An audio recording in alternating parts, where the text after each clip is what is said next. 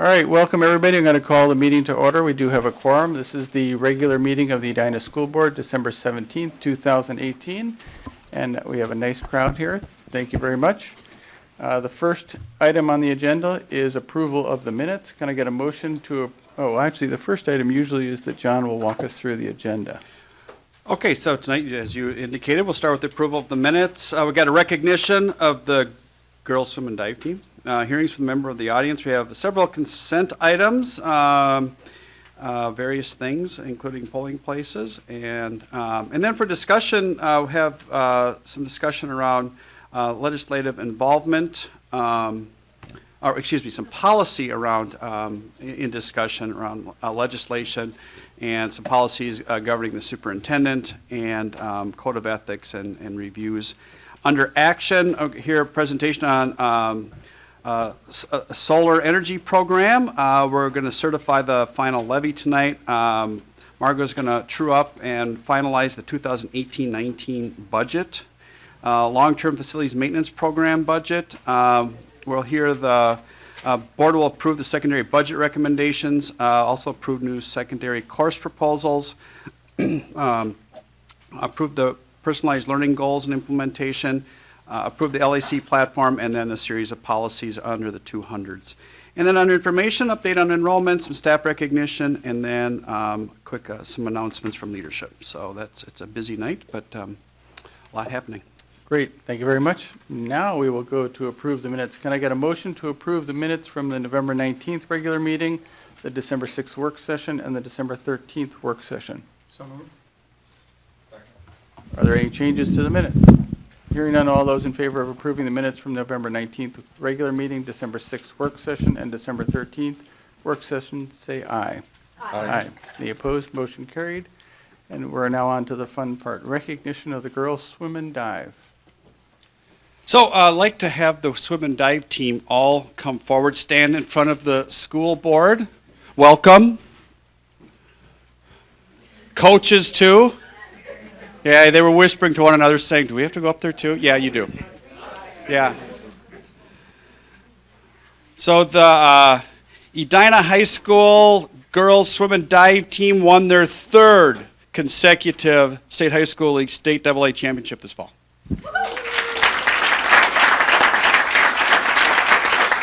So, level of competition is just amazing in this. So winning 3 years in a row really shows that working hard, supporting teammates, and continual growth always pays off. So I'm going to ask each of the girls to introduce themselves, your name, your grade, and then one favorite memory of the season. Okay? Hi, I'm Emma Bertelman, and my favorite memory was the Maroon and Gold invite meet. Hi, my name's Elena. I am a senior, and my favorite memory is when during sections week we all play pranks on the coaches, and we all jumped in the pool with our clothes still on. Hi, I'm Sophie Curran. I'm a sophomore. My favorite memory from the season was probably the sophomore relay. Hi, I'm Addie McCuskey. I'm a senior, and my favorite moment from this season was definitely team dinners and picking out together after hard practices. Hi, I'm Allie. I'm a junior, and my favorite memory definitely was the bus rides to and from the meets. Hi, I'm Lily. I'm a sophomore, and my favorite memory was probably the sophomore relay and bus rides to and from meets. Hi, I'm Megan, and I'm a junior, and my favorite memory is watching all the swimmers mess with the coaches during prank week. Hi, I'm Josie. I'm a junior, and my favorite memory was when my best friend won the state title, and we had a big celebration when she got out of the water. Hi, my name's Karsten, and my favorite memory was just all the energy at the state meet and everyone cheering each other on. Hi, I'm Natalie. I'm a senior, and I really liked getting to know some of the younger team members and watching them grow up. Hi, I'm Caroline. I'm also a senior, and my favorite memory was senior night. Hi, I'm Claudia. I'm a sophomore, and my favorite memory was the sophomore relay. Hi, I'm Lily. I'm a senior, and my favorite memory was the last bus ride home from state. Hi, I'm Melanie. I'm one of the coaches, and I think my favorite memories is just the amazing leadership of everybody on this team and stepping up to compete and be there for their teammates. Hello, I'm Coach Mace, and well, I'm disappointed. Nobody said anything about cinnamon mints, cinnamon Altoids. That's the key to our success. And you gals, you got to get your act together on that, okay? I enjoyed the season very much. This is part of it. We'll see ya. So you just retired from Edina High School? Yes, I did last year. What's it like not teaching before practice? Well, I think the gals can probably tell you I have a lot more energy when I get there. It's just, you know, after a long day in the classroom, you're pretty exhausted, and then you go to the pool. And some days you just didn't have the energy or the pep. This year I had some pep. It was fun. And did all of you not get the memo on the yellow socks? Or some of you have it, some of you don't? Is there a story behind that? Or oh, really? Oh, they got what on it? Oh, very cool.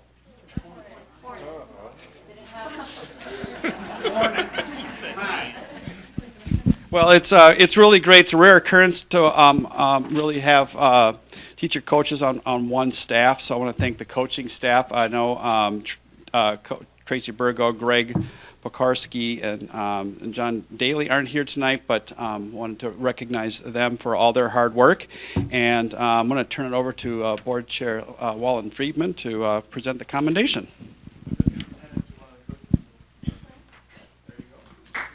There you go.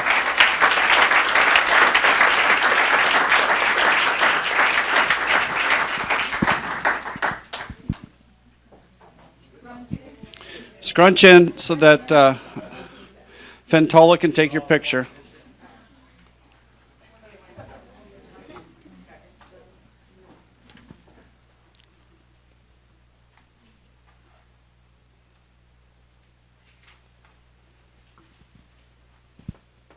Okay, let's give them a round of applause. Thanks for a great season.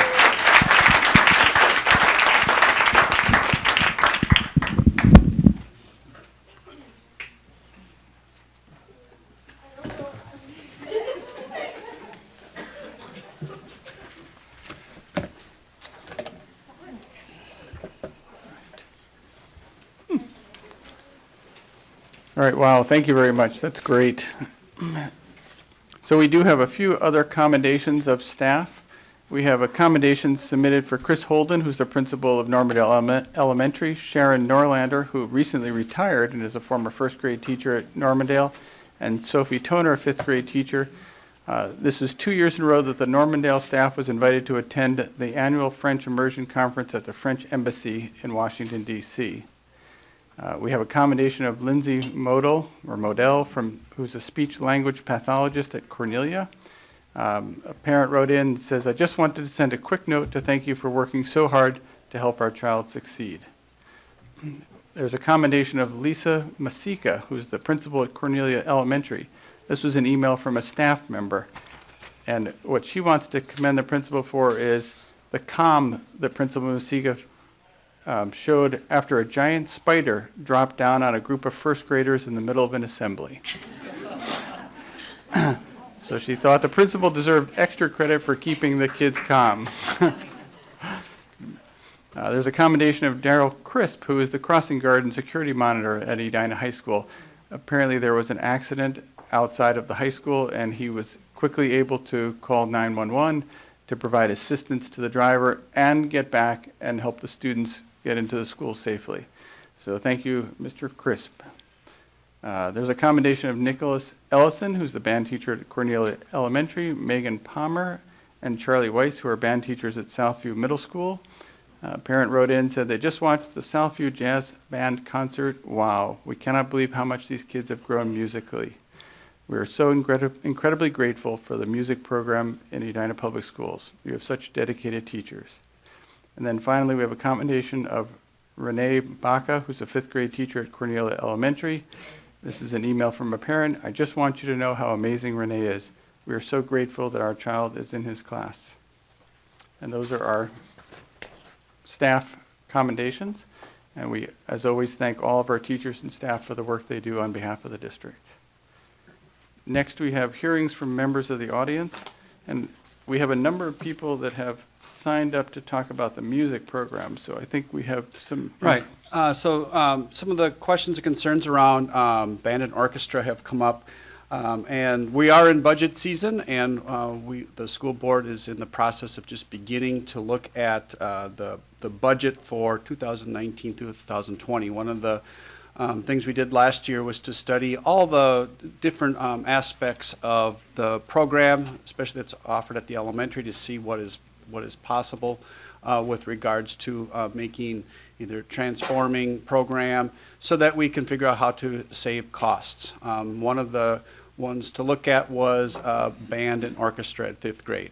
And the administration has studied that and has no plans in bringing forward any recommendation to make any changes to the 5th grade band and orchestra. So just wanted to have the community and the audience know that that is the recommendation that will be coming forward, not to make any changes to that. So I'm still going to call off the names of the people who listed music program. If they would like to speak, obviously we'd be delighted to hear you. If you are going to pass based on the additional information, just let me know. First person is Adam Manns. Adam? Okay. How about Abby Manns? Wayne Wenger. I did see Wayne earlier. Yeah. There you are. Welcome. I'm not talking about music. You're not required to. Oh, good. I could hum a couple bars. Welcome. Thank you. At a recent work session, we talked about the shortfall in the budget for the elementary schools.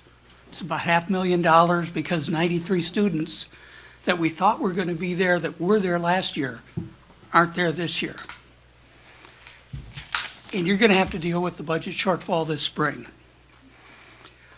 But one of the things I'm urging on you is that you do a quick study, survey, to find out why the people didn't show up at our schools. That's urgent.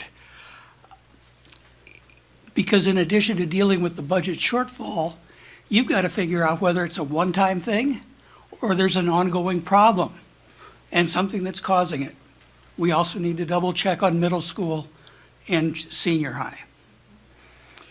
So I'm urging that over the Christmas break, somebody call and contact the families. You know who they are. I'm sure Margo knows who they are.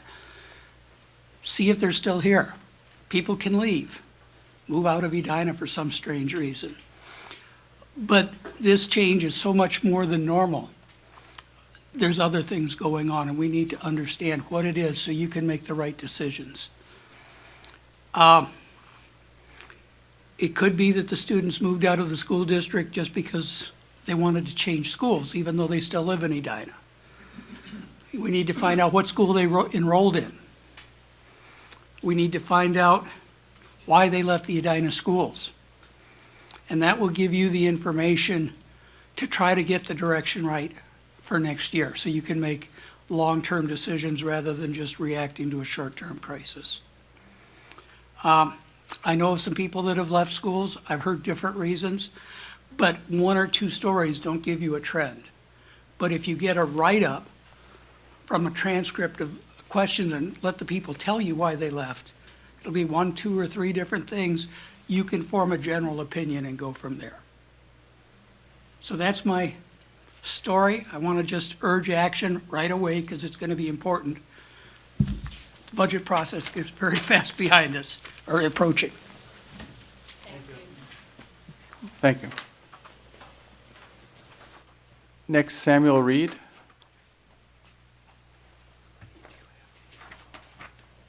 Welcome. Thank you. You may know me from the email I sent last week asking people to contact you in support of the Edina Band program. I'm an Edina graduate, and I have 2 kids at the high school right now. I do not envy you the choices that you will have to make in regards to the budget deficit. Those decisions will affect real students and real staff members. But my priority is to see that the arts program in general and the band program in particular are not subject to cuts. And while I appreciate the assurances that I have received that the arts programs are not on the chopping block, I know that the deficit is large, that the process is long, and that there are other constituencies. And please know that there'll be many of us watching with interest as the process unfolds. Thanks for your time. Thank you. Next is Tara Young. Welcome. Hi. I'm not. I told Sarah I was maybe going to sing a song, but I decided not to. But I do want to talk about music and the potential reduction of frequency for the elementary music education days. I know that's different from band and orchestra. So I know I don't need to talk to you about the value of music education in math, literacy, social emotional skills, mental health, stress reduction, self-expression, belonging. I mean, you guys know all of that. I think you know also how wonderful all of our music education teachers are in our schools. So that's not what I want to talk about.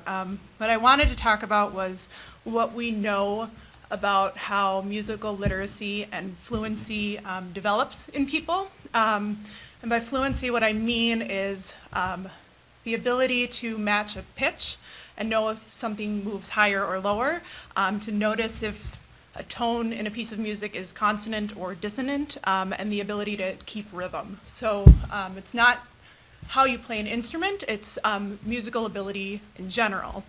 And what we know about that, because it's been studied a lot, is that nearly all people, almost all people, are born with the ability to learn those skills, but obviously not everybody develops them. You probably all know at least one person that cannot carry a tune in a bucket. So why can't some people do those things when we're all born with the innate potential for that? And what we know about how music ability develops, quick version, is that when children make music in group settings, you develop these skills. And if you do not make music in group settings, or you don't do it frequently enough, you don't. And the other thing that we know about how music ability develops is that the timeline to develop these skills does have a limit. And if you do not do it at a young age, from birth really, at some point you essentially lose the ability to pitch match or keep a rhythm. And even as an adult, if you decide, hey, I'd really like to learn music now, if you didn't do it growing up, it will basically be impossible for you to do so. So obviously, this is relevant to our discussion, especially as we talk about the frequency of music lessons at school. Even if you keep the same number of educational minutes devoted to the music program, if it happens less frequently, and I personally think 2 times a week is already not nearly frequent enough. If it reduces to 1 day a week, which I know is something you're talking about, that will be less effective even if you keep the instructional amount of time the same. So please talk to your music teachers. All our music teachers know about how we learn. They're excellent at teaching it. They know what they're doing. My kids are learning tremendous things in their classes. So thank you for talking about this, and please just be careful and talk to the right people as you make your decision. Thank you. Thank you. Yep. Next is Kristen Erb. Welcome. Thank you.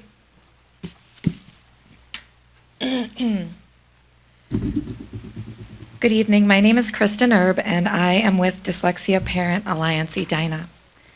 I am a parent of 2 boys, a 6th grader at Valley View and a kindergartner at Countryside. When I realized that my oldest son was struggling to read, we tried many things. He attended in-school interventions, he participated in Success Center, and I hired a tutor.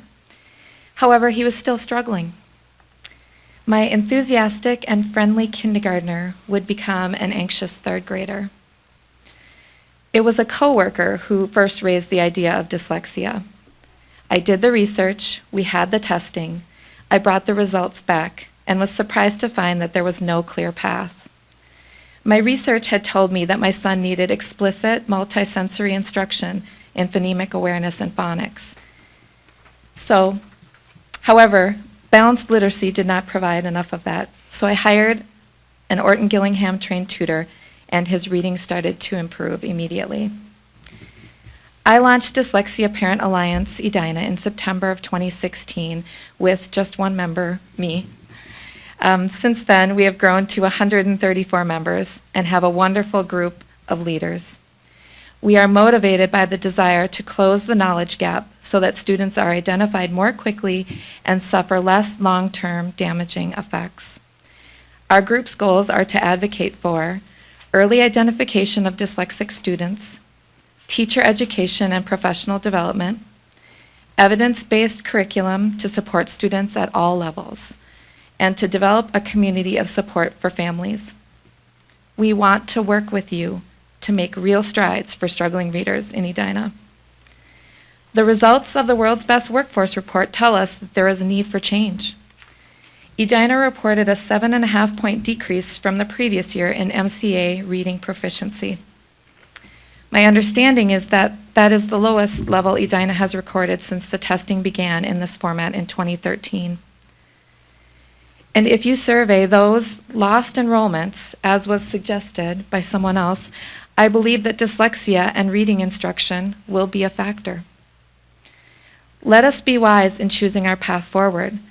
The Institute for Professional Learning at Groves Academy shares evidence-based teaching methods from their school with teachers, schools, and organizations in the community. Why would we not access this valuable local resource? The Minnetonka School District has partnered with the Institute for Professional Learning to implement an evidence-based intervention, Wilson Reading Systems, for their struggling readers. They are now in the 3rd year of the program, which features an evidence-based, systematic, and multisensory curriculum to help students with reading and language needs succeed. Minnetonka is reporting seeing great transformation in students' lives. The students are getting the critical tools to read and write, building confidence and empowering them to achieve. They have trained all K-3 and special education staff across their district in Wilson reading programs and have expanded their Wilson program to general education classrooms. The World's Best Workforce results tell us that we must act. We must give teachers the tools they want and desperately need by moving to a reading, spelling, curriculum, and interventions that are evidence-based and delivered consistently. We can do that by partnering with those who have paved the way. We ask that EPS explore a partnership with the Institute for Professional Learning and the opportunity to benefit from their expertise. Thank you. Thank you.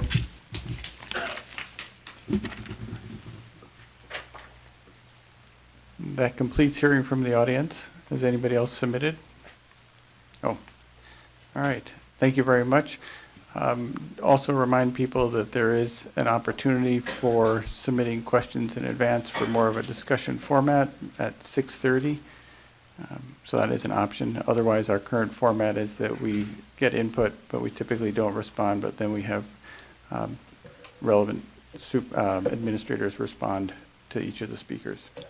So moving on to the consent agenda. Is there anything to remove from the consent agenda? Can I get a motion to approve the consent agenda? Second.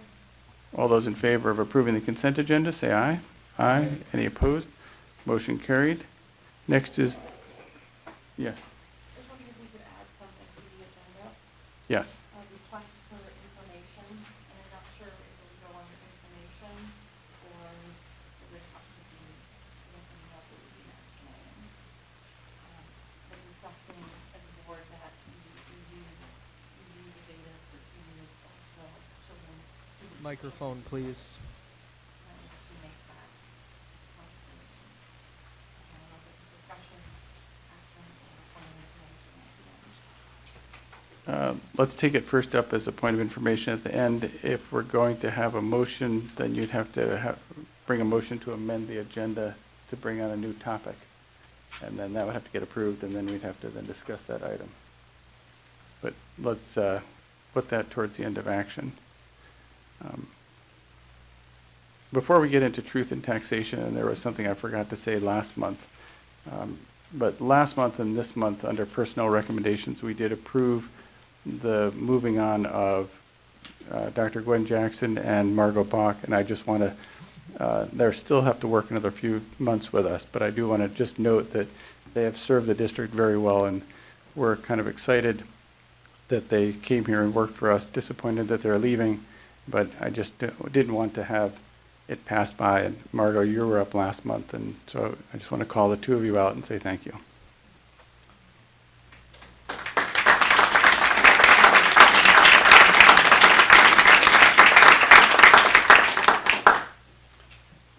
With that, we go to truth in taxation, which I think, Margo, is your area.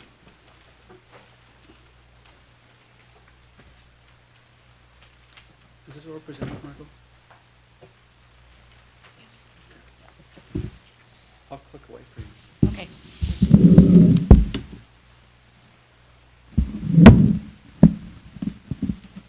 Good evening, Chair Wallen Friedman, Superintendent Schultz, and School Board. It is that time of year for the levy certification process. It actually starts back in July and August when the district staff submit information to the Department of Education. And then we receive preliminary results in September, and you as a board approve the preliminary certification. Then in November, the county auditor sends out your truth in taxation statements that you receive as taxpayers. In the years we have an election. So for example, last year, then between September and December, the levy certification is updated and we have new information. We didn't have an election this year, and so the information is the same as it was in September, with the exception of one state formula change that equated to $1. So no major changes. Just to kind of answer a couple questions that I often receive around tax time, either when people receive their truth in taxation statements or when they receive their actual tax statements. You can go to the next chart. I'm jumping ahead, yeah. Oftentimes when people's taxes go up, I receive a phone call just saying, my taxes went up, what are you doing with all the new money? And we only have one levy that is based 100% totally on property value, and that's our capital technology levy. Our other levies are based on a total authorized revenue based on students, or a combination of formulas or project-based formulas where there's a total dollar amount, like long-term facility maintenance. So if there's a levy and we have X amount of students times a dollar amount, that's the total revenue we're authorized for. That's all we can levy for. So if property owners' taxes go up because of their own property values, it doesn't mean the school gets more money, because we're only authorized to levy based on that formula. And that can be confusing, but it's a clarification that is made for schools. And the only way the school board, I'll get to that in a minute. Next couple of charts I won't spend a long time on, but our market value and our adjusted net taxing capacity, both of which are measures of our local property wealth, did increase at a higher rate, just a little over 6% for both of them, which is a higher rate than the state average. And so our local property wealth is greater. We have several types of levies. The major ones are the voter-approved levies, which are the operating referendum that was just renewed and increased last fall, and then also bond referendums for buildings, and then also the capital technology. Those are the majority of the referendums. So there's other levies that are based on state formula. So for example, when the legislature meets, sometimes they will update a formula or create a new formula that is partially state funded and partially local taxpayer support, and that formula may be dependent upon local property wealth.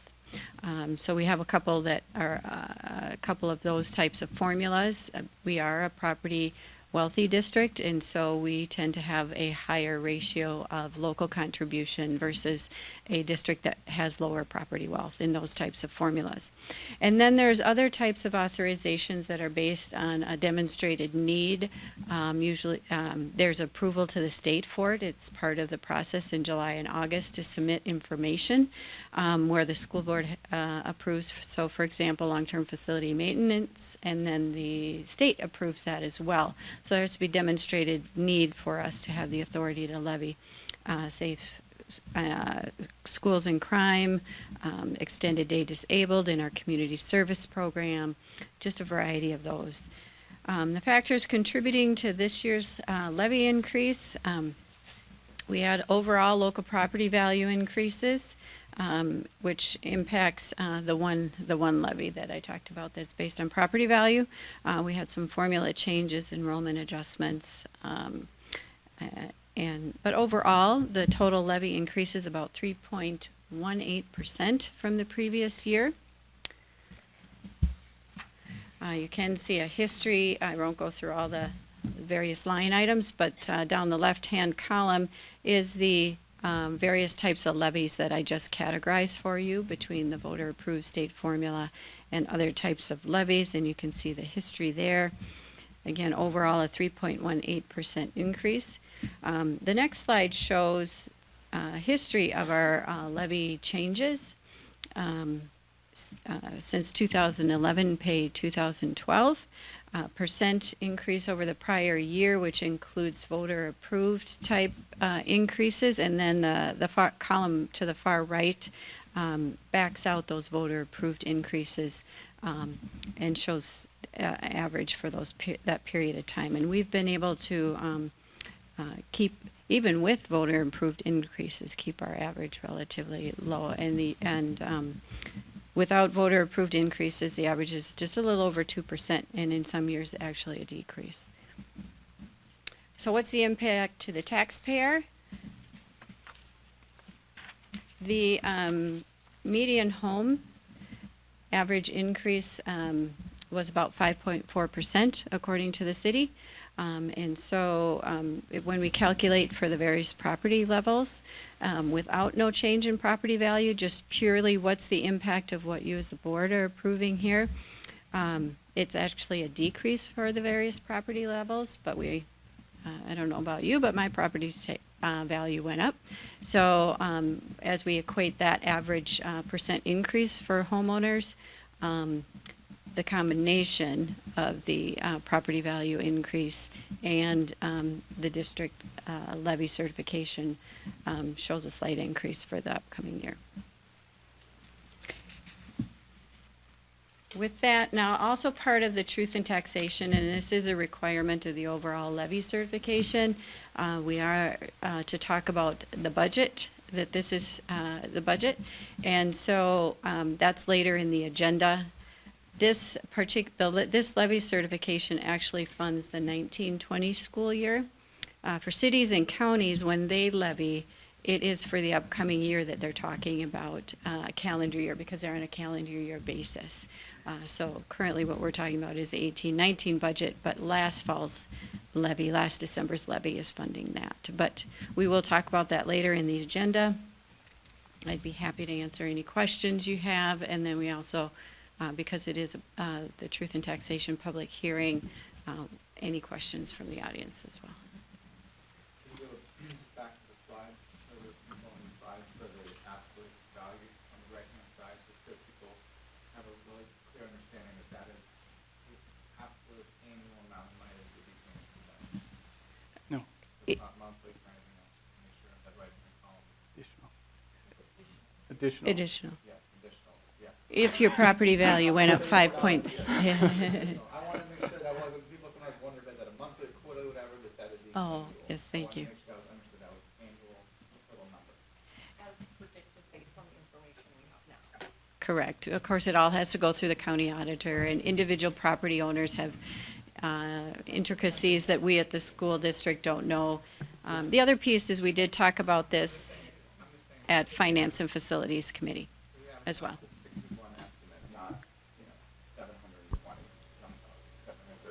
Correct. So Margo, we don't have much discretion in this. It's dictated mainly by formula. Is that how we should interpret this?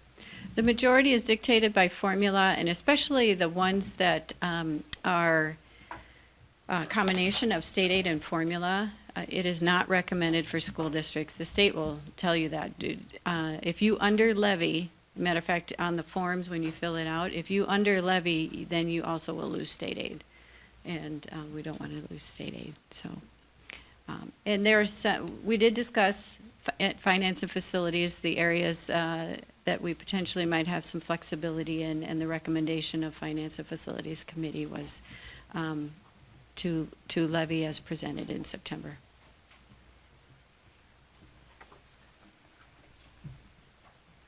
Any other questions? So members of the audience, this is an opportunity. So ninth grade government students, this is your chance to provide input. I know you woke up. That's awesome. This is your chance to provide input on the truth in taxation. Any takers back there? All right. Thank you. All right. I think we're done. Okay, thank you. Thank you, Margo. Next discussion is policy updates. Amir? Yeah, we, as a policy committee, continue to work on some of the more difficult substantive ones, like student travel. We had a conversation with our legal advisor, and like last month, the ones we're bringing to you are a little lighter on the changes. The legislative involvement, 2017, we've seen in work session. We have many in the 300 series, which in our district's accounting of these is the administration type policies for our district. And we also have an update on policy 707, very to the point, a change in the number that was state initiated and followed through in our district with regard to purchasing and the cutoff where we need to go out for a competitive bid. So it went from from a maximum of $100,000 to $175,000, require a minimum of 2 quotes. So we'll entertain questions on all of those that are up for discussion. Was that primarily based on updated statute? I believe so. I just want to look for some confirmation, but I think that's driven from the state and our district followed Yes, on that. statute changed last spring. Okay, that's what I thought in the note, or in the documentation below, but I just wanted to verify. It's not something that just our district is choosing to change. No, Thank you. statute related. Yep. Any other questions? So these will be back next month for action. That's right. They won't be back till next year, though. Okay. Key distinction. All right. There was a change, a slight bit of verbiage change, I believe, in the document talking about an annual review for the superintendent, or actually, it's policy 302. And under number 3, letter B, there's something about that sentence that just didn't read right. We took out the word annual a couple of different places because it sort of implied that it would be a one-time event every 12 months or so. And so kept, I'm having mine load now, but kept reference to these considerations need to be, the superintendent will annually evaluate each principal assigned responsibility for supervising a school building in the district. I just wasn't quite sure, that the wording seemed funky. She means who Yeah. is, just put who is in there. And then Yeah, so it just, you might want to clean up the language on B. you're missing an object, who is. Yep. Should be assigned the responsibility for supervising the school building. So that was my, Either way. Gotcha. just checking a little grammar there. Got a daughter in April, so working on my grammar. And there was another one in terms of review, management reviews, 306. Is that referring to actual procedures in the district? Is that, it wasn't totally sure on that one. because it's for the administration's completion of management reviews. And how is that different than, so it also sounded like this maybe could include various processes within the district or events, because it kept referring to an event. So I just wanted to clarify for my own knowledge, what does this encompass? What is the superintendent reviewing here in terms of management reviews? Policy? 306. 306? And what point?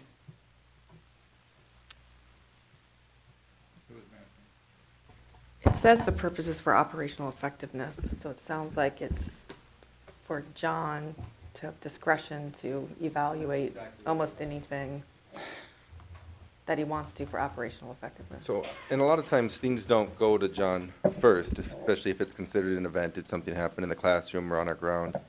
And so it reads to me like a lens through which John or any superintendent would evaluate in something that came to his desk up through multiple levels of administration, which is why it starts off with what's the application of district policy and our procedures, what resources or safety considerations are there, educational program and services, our culture, our communications. It's just a series of considerations. But prior to that, it talks about routinely complete management reviews of school district events. Yeah. So that's where when I was reading that portion of the policy, I wanted to better understand what events the superintendent is routinely reviewing. And if we could maybe have some clarification. I'm not sure what the word event means. Well, maybe policy could Yeah, work on that and get back to us Mm-hmm. as to what this policy is Well, actually actionable on.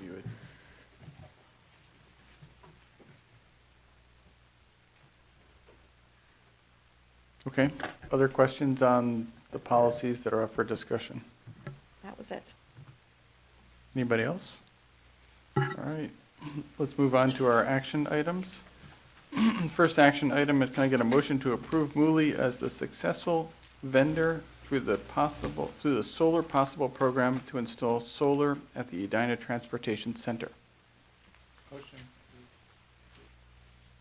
Can I get a second? Eric and Margo. Good evening. Yep, welcome.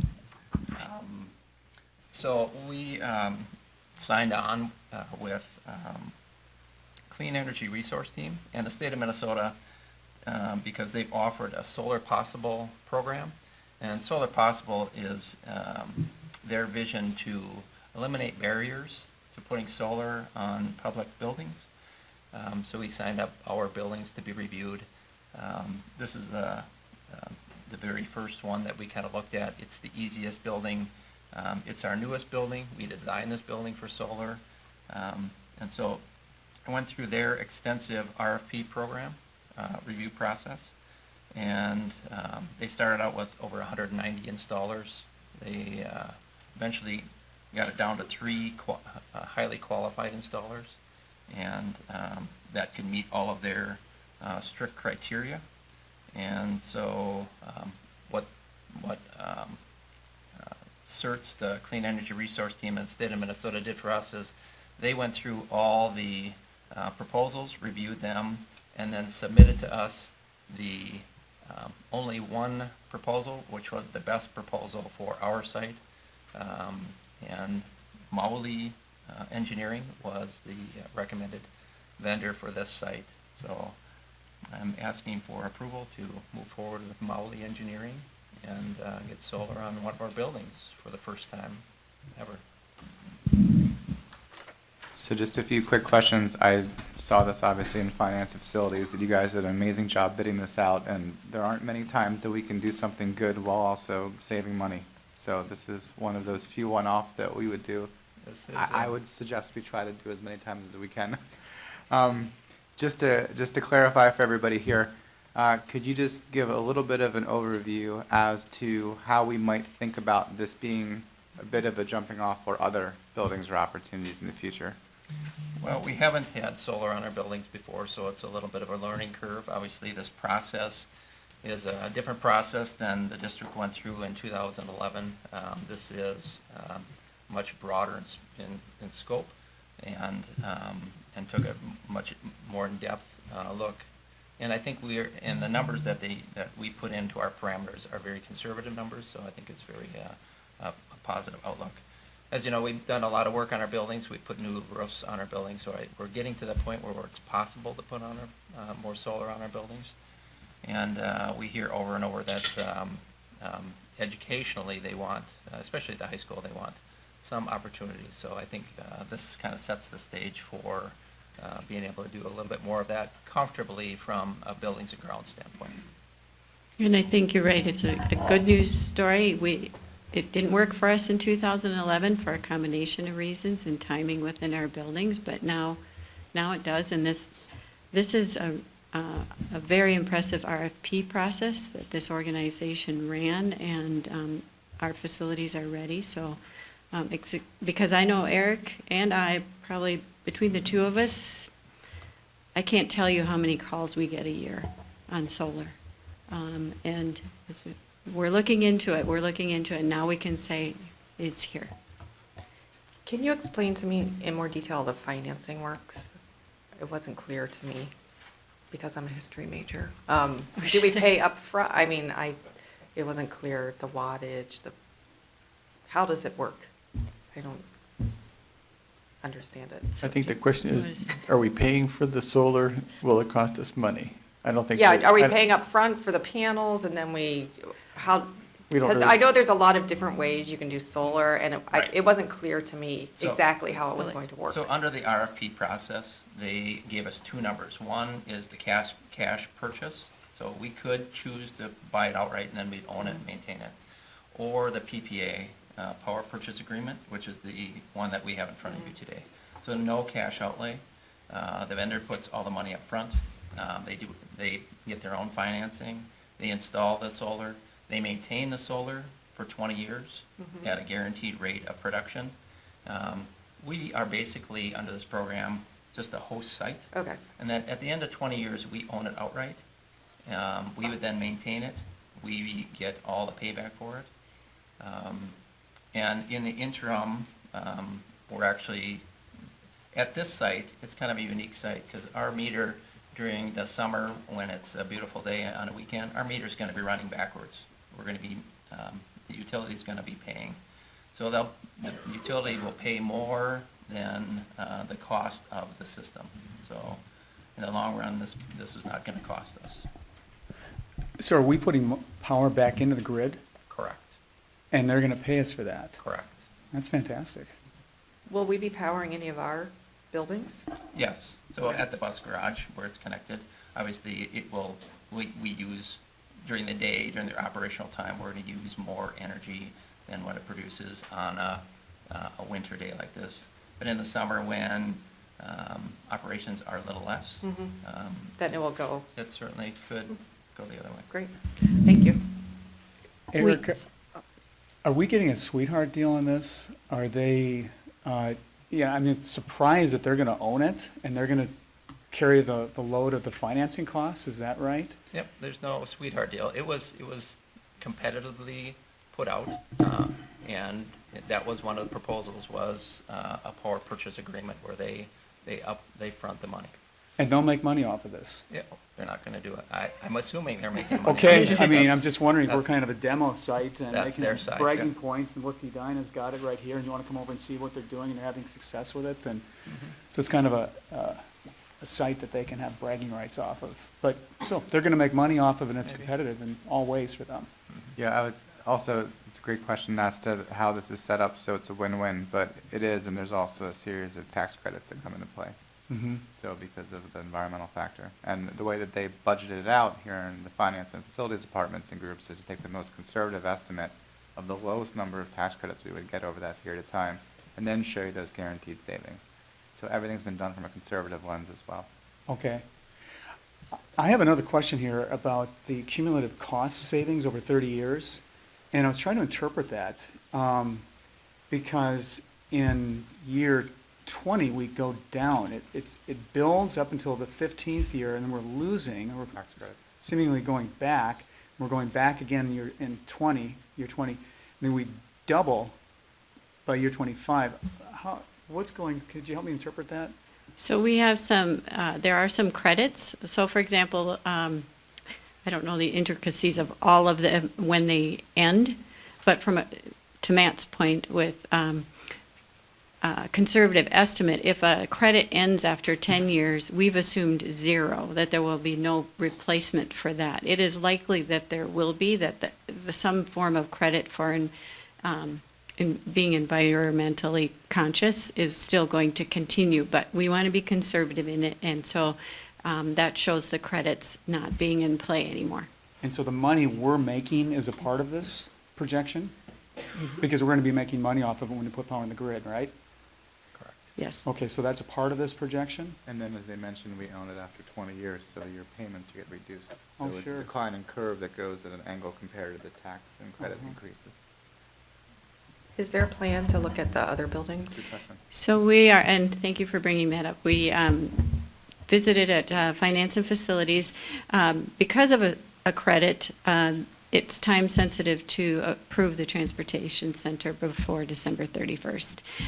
But we are taking a little bit more time to review the data, coming back to Finance and Facilities in January to see if there's another site we might be able to do it. And so Eric and I are looking at that data. Yeah, as Margo was saying, there is a benefit to approving this in 2018. And because, again, we didn't want to be rushed and they were both very thoughtful, but measured out indirect costs, insurance costs, roof restructuring costs, all the different things that can happen with something that is a new project before blowing it out to 9, 10 different buildings and centers, thought do it one time well in the most repaired building, do it this year so there's a tax credit benefit that's maximized, and then revisit it quickly in 2019. My question would be related to the long-term budget, and since we're talking about budget deficits, wondering, are there any hidden costs or any potential costs that we would have to pick up if things go awry? So if I know they say they'll own the solar panels, but what if it does damage to our building? All of those types of contingencies, how are we covered for that? So we're covered through our property liability insurance, and I did confirm with them today that we are covered for strong gale force winds. Apparently, you measure winds, right? And so we would be covered under that. There'd be minimal or no increase in premium for it. It's already part of the coverage, so. And we put on high-quality 30-plus year roofs. This is a 20-year agreement. We do maintenance on our roofs every year, whether there's solar installed or not. So that cost isn't going to change, in my opinion. And you don't think the solar panels could affect the longevity of our roofing as is at the bus garage? No, not at the bus garage. It was built, designed to hold for solar. Yep. Okay, thank you. Is any school next up? Any specific site that you're thinking? We're going to review the proposals and Okay. come back to you in January. Yeah. All right. We need to work it through finance and facilities. We'll get there. Okay. Sounds great. All right. Any other questions? All those in favor of approving the solar program at the Edina Transportation Center, say aye. Aye. Any opposed? Motion carried. Thank you, Eric. Thanks, everybody. Great job. Great job. Thank you. You want me to stay? All right, can I get a motion to approve the tax levy for 2018 payable in 2019? Margo, you're up again. I have nothing further to add about the truth in taxation levy certification. Any questions? We kind of just saw this. All right, all those in favor of approving the tax levy for 2018 payable in 2019, say aye. Aye. Any opposed? Motion carried. Next, can I get a motion to approve the 2018-19 final budget?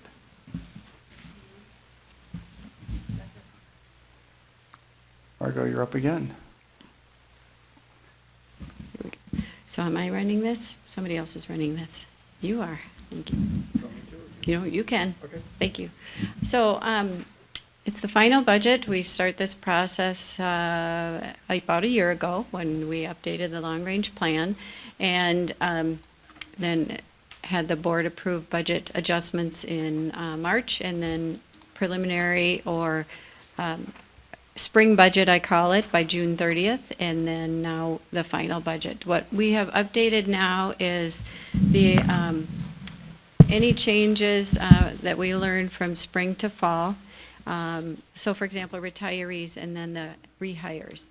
And we know who's been rehired. We do update enrollment. We update for the audit results. What did we learn through the audit results? Is there areas of savings? Are there areas of increase we need to understand, and just literally go staff person by staff person, budget code by budget code, and update it. So I want to thank the business office team who worked diligently to get this all prepared and done in the system, and be able to have it here for you tonight. So with that, we'll move off of budget calendar. We have the budget priorities, which you're familiar with from the spring.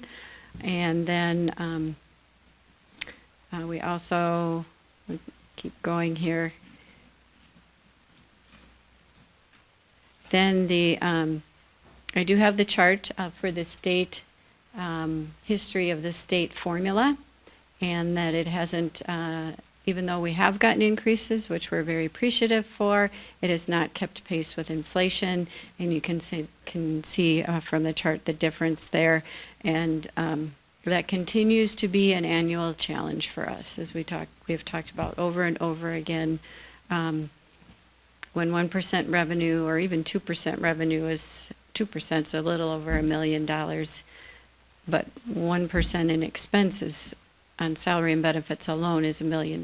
So there's a challenge there from a funding standpoint. In the next slide, it shows our planning parameters for 18-19, but also for 19-20 and beyond. Just a brief summary of them. There's much more detail associated with them, but I do want to go through a couple items for understanding for the budget that you're going to approve, and then also as draft information for the long-range plan. For enrollment, we have a range of slight decrease to a slight increase over the next 5 years. Basically, we've had relatively flat enrollment when you look over the last 6 years, including 18-19. We've had 3 years in average daily membership that have been a slight decline from the previous year, and we've had 3 years where we've had a slight increase from the previous year. All in all, about a average of 0% each year, and so that's what we're using currently in the 18-19, and then also in the long-range plan. At this point, we have some area information that will be coming to us in terms of enrollment. We have a demographic study being conducted right now, and when we receive those results, we'll match them up.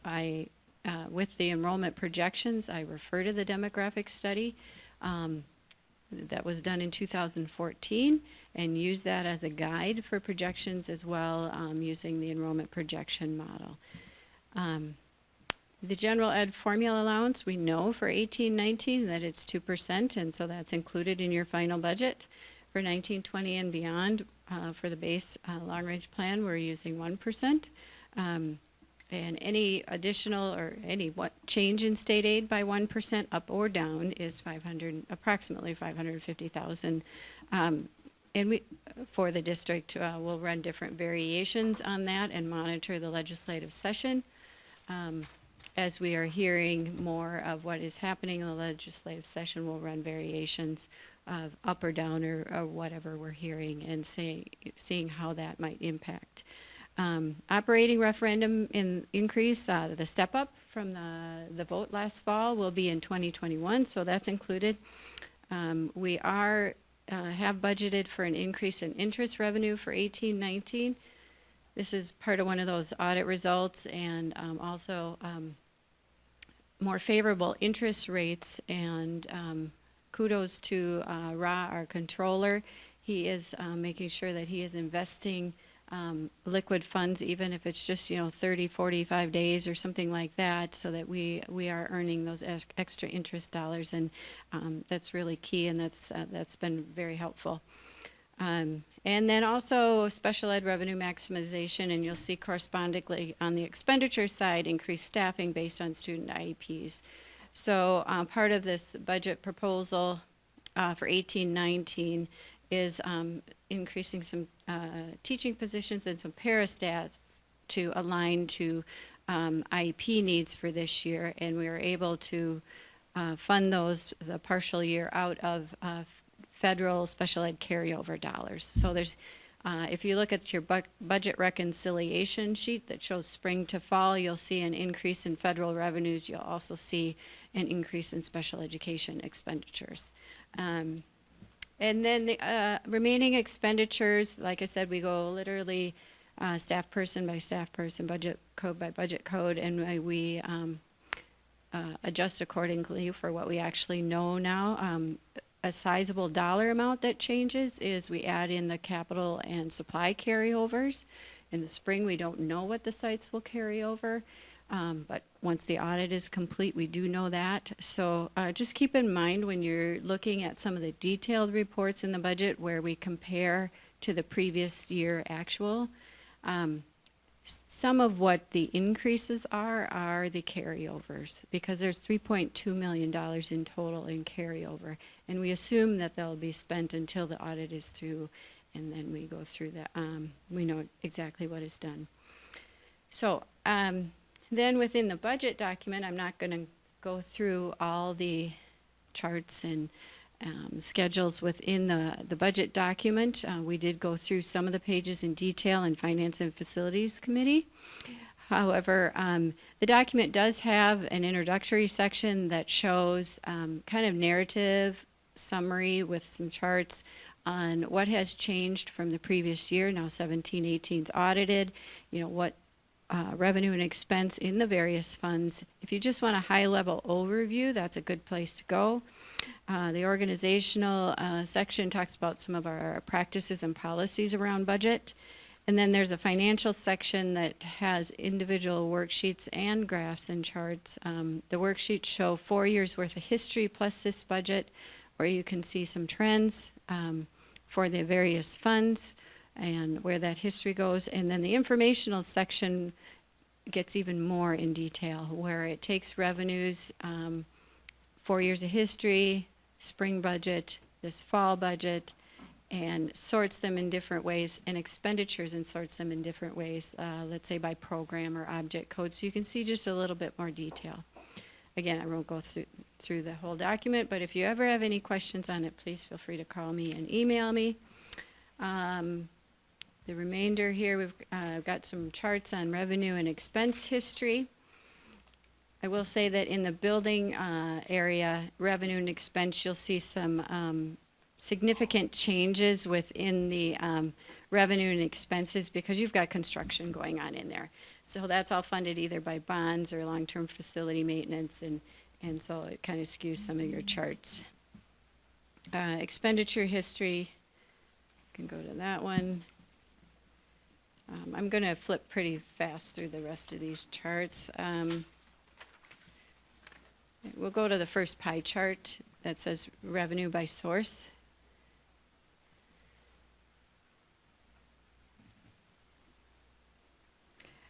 This breaks out all the revenue for the general fund by our various sources, and the state general ed formula, the one you hear the most about in the legislative session, is about 50% of our funding. And then we do get some other types of state aids, special education, non-public transportation, just a variety of other types of state aids that are about 16%.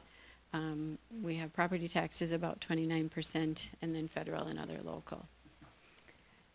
And expenditures, we are a service industry providing a service to our students, so you would expect that the majority of our budget is salary and benefits for staff providing those services and support services. And the next chart then shows then by group the percentage of the salaries or of the staff by the various groups. So for example, the teachers are 75%, and you would expect that because we're providing direct instruction to students, and then we have clerical, custodial, administration, and the various other groups. Then there's another pie chart that says, here's the teacher one, and then go to the next one, which is by program. And this one is just looking at the expenditures in a different way instead of what we call by object, which is salary, benefits, supplies, and equipment. This one's by program area, and so you have instruction special ed, and support services. If you total all those together, that's 81% of our budget on support, either direct instruction or support services to students. And again, that's what you want to see. It's also what makes it very challenging when you have those kinds of percentages in providing the service. It makes budget reductions or adjustments very challenging and difficult to do. Next. This is comparison data with other districts. And it's for 16-17, and we don't have data yet from the state for 17-18. I will likely get that in March or April sometime, and then I'll provide that to you. So it is a little bit dated, but I do like to provide it so you can see how we compare to the Lake Conference and state average on our revenues and expenditures. Next. And this is just an update in our process. We're really we're always talking about budget. We have been talking, doing some follow-up studies from last year. We're taking a look at enrollment trends, and now further over to the right on this chart, really getting all the information from the 18-19 budget, incorporating that into the long-range plan, which is in draft mode right now, but we'll be talking more in January on that. And again, monitoring the legislative session and the demographic study. You can go to the next one. So then what does it look like? And again, this is very much draft in December, but usually if I don't provide it, then I'll get asked, what's it look like beyond 18-19, which is a very valid question. Plus I like to work on it so I know the answer myself. So if we don't do anything, you see a line going down to 2021. That is normal because of the funding gap, where the revenue we receive doesn't exactly tie out to the expenditure, because the revenue increase with the state is, for 1% is $550,000, and 1% increase in revenues or expenditures is about $1 million. So you're going to, without any adjustments, you're going to see that chart go down in any school district. And so this chart just then shows if we make reductions that we can maintain that fund balance at about a 6% level. Again, this is draft, and we'll be updating it and having a more in-depth conversation about what does that mean in January. The 18-19 budget does have, while I didn't go through the detailed documents, the projected fund balance is slightly below 6%, but we do have a plan in the long-range plan to restore it by June 30th, 2020. Next chart. We could go to the next one. So where we're at in the next steps is to finish the long-range plan, update it in terms of enrollment and enrollment projections for 1920. We try to get almost halfway through the current year. It's a good base, then we have good base data to do projections forward. So that's what I'll be doing the first week or two of January, is updating those projections, and then updating them again when we get the demographic study. So that'll be an additional step this year. And then monitoring the legislative session and also the results of the strategic plan that you as a board are working on. And I just list a combination of ways that we can continue to maintain and improve the district financial position. So With that, we did discuss this, again, in much more detail at Finance and Facilities, and answer any questions that you have. Any questions? Again, this was discussed at Finance, and we had community input into it also at that committee. All right, all those in favor of approving the 2018-19 final budget, say aye. Aye. Any opposed? Motion carried. Can I get a motion to approve the financing of the 2019 and 20 long-term facilities maintenance bonds? So moved. Margo, we should just get you your own table. Already does. Well, December and June are really heavy agenda item months for me, so, and then you add a few extra ones in, so it's all right. Feels like I accomplished something and I checked something off the list, so. It's the long-term facility maintenance program. Eric Hamilton and the architects and construction management people have really been working to brainstorm about this building. Initially in the plan, it was scheduled over 4 years. With the age of this building, literally weekly, we're running into some repair issues that we need to be taking care of. And there was also concerns with a 4-year project in a building regarding disruption, and also that to bid a whole project over a 4-year period in vendors, that's a long period of time. About the most you can bid would be 2 years, and then we would risk possibly having 2 different vendors in the building doing different parts of it, and continuity and consistency. So there just seemed to be a lot of reasons from the project standpoint to condense this building into a 2-year set of projects versus 4-year. And so when it was brought forward to me, I said, I like the idea. Let's see if we can do it without any tax rate increase, because when you're condensing 4 years into 2 years, there is going to be an increase, but let's see how we can manage that, and can we then gradually or step down from the annual 15 million at a sooner rate. And so between, again, Eric and then the district financial consultants, finance and facilities committee, we worked on that, and we are able to do it. So it's very positive. And it gradually steps down from our mechanical system, the 15 million a year, to after the ECC is done, it will step it down, and eventually we will get to once the mechanical systems are all done, we will get to the point of where we just have annual maintenance on our deferred maintenance. So. But this is not an increase to the taxpayer at this point. It's not an increase in the tax rate. The attachment in your board packet from the financial consultants, the far right column totals all the capital, the facilities types levies, and that rate, because it's a schedule over many, many years, that rate is basically equal or lower than the previous facility plan that we had. Is this considered a capital expense by definition? Or is it capital or expense? Not operating. So it is building related. If you're asking which fund it's in, it is in both the construction fund and the general fund, but I want to be very clear that it is not general fund like coming out of the classroom or operation type or support services.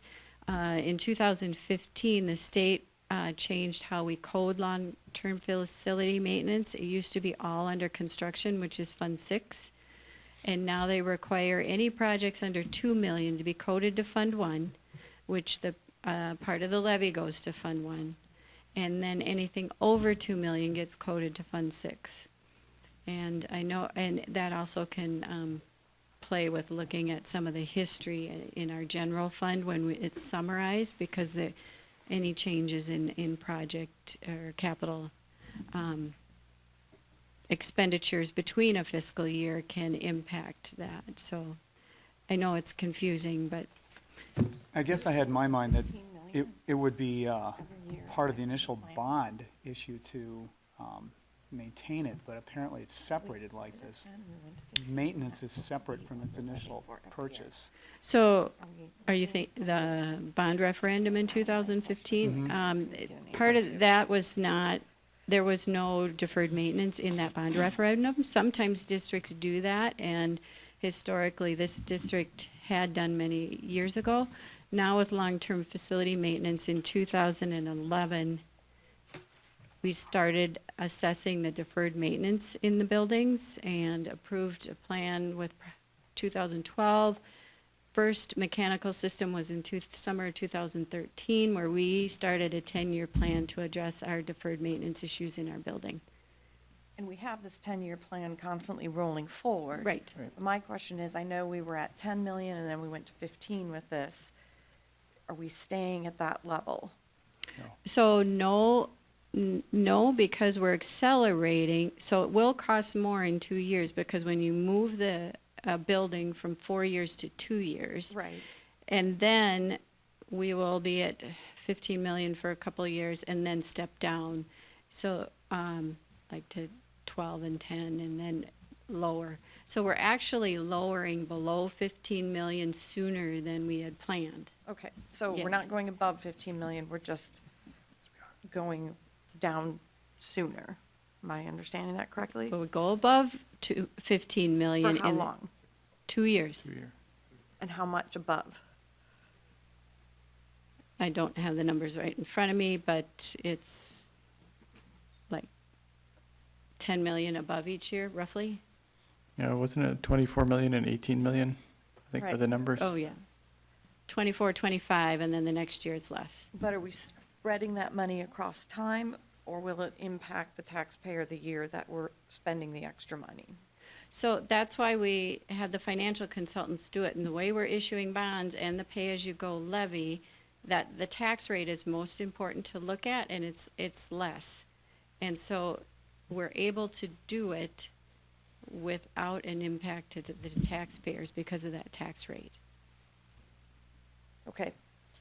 But in layman's terms, I'm just trying to get to, so it's stable for the average taxpayer. Right, and We're still so- stable, even though we're going to get the work done earlier, it's stable. And that was my challenge to Eric and the financial consultants was, I don't want to spike, and I don't want a significant decrease either, because everybody loves it on the ride down. They don't like it coming. And I know this was my last truth and taxation hearing, but I've done enough of them. I don't want to put anybody else in the position where it's coming back up, 20, 30, some obscene percentage.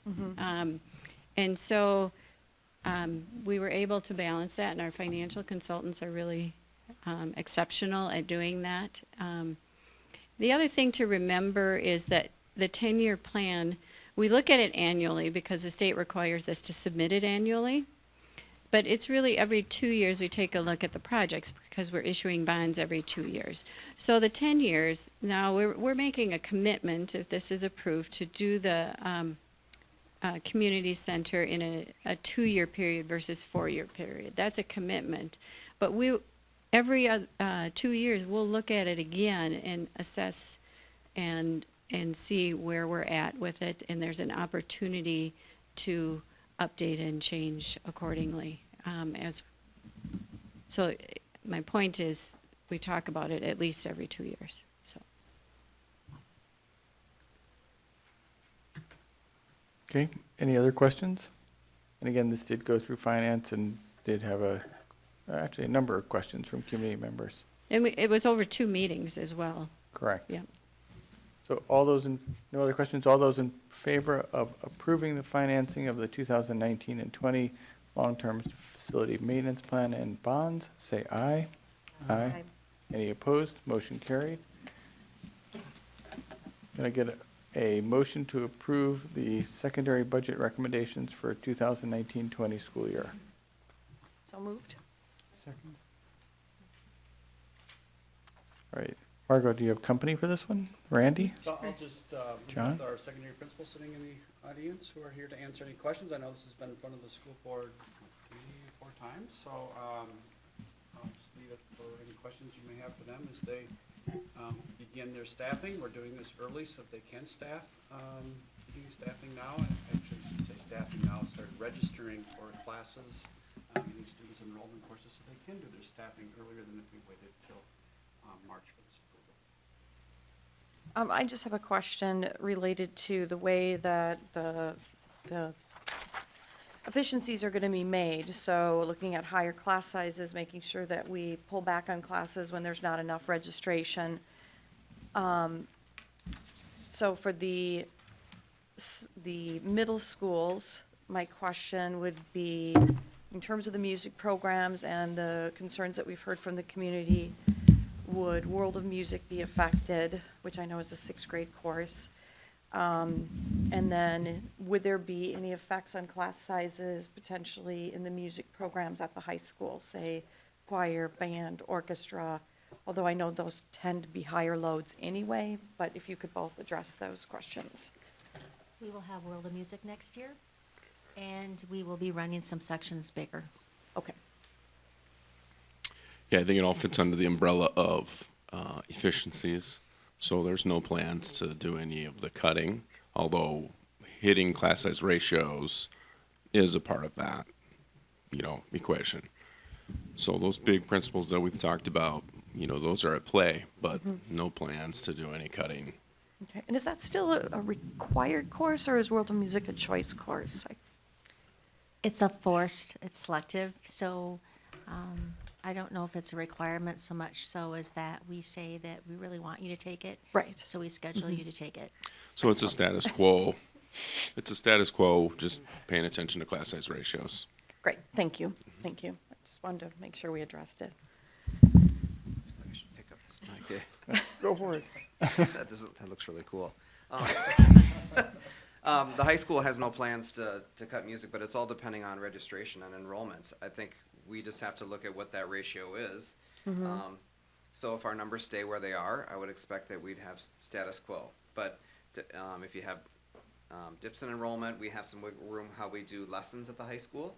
So if you had a drop in enrollment, then maybe there would be less lesson time, but it's all that equity about that staffing ratio across the building. But no plans. If we keep big numbers, then we'll just stay where we are. Okay, thank you. I also had a question. It said that exploratory sections and elective sections would have higher enrollment. Do you have, I know all of the classes have different class sizes, but is there any way to quantify or give an idea? We're talking about an increase of 2 students per class, or it'd be nice to have a bit of an idea what you're talking about when you say higher enrollment. Well, right now, we have classes that are, generally 30 students. Some classes are as high as 35.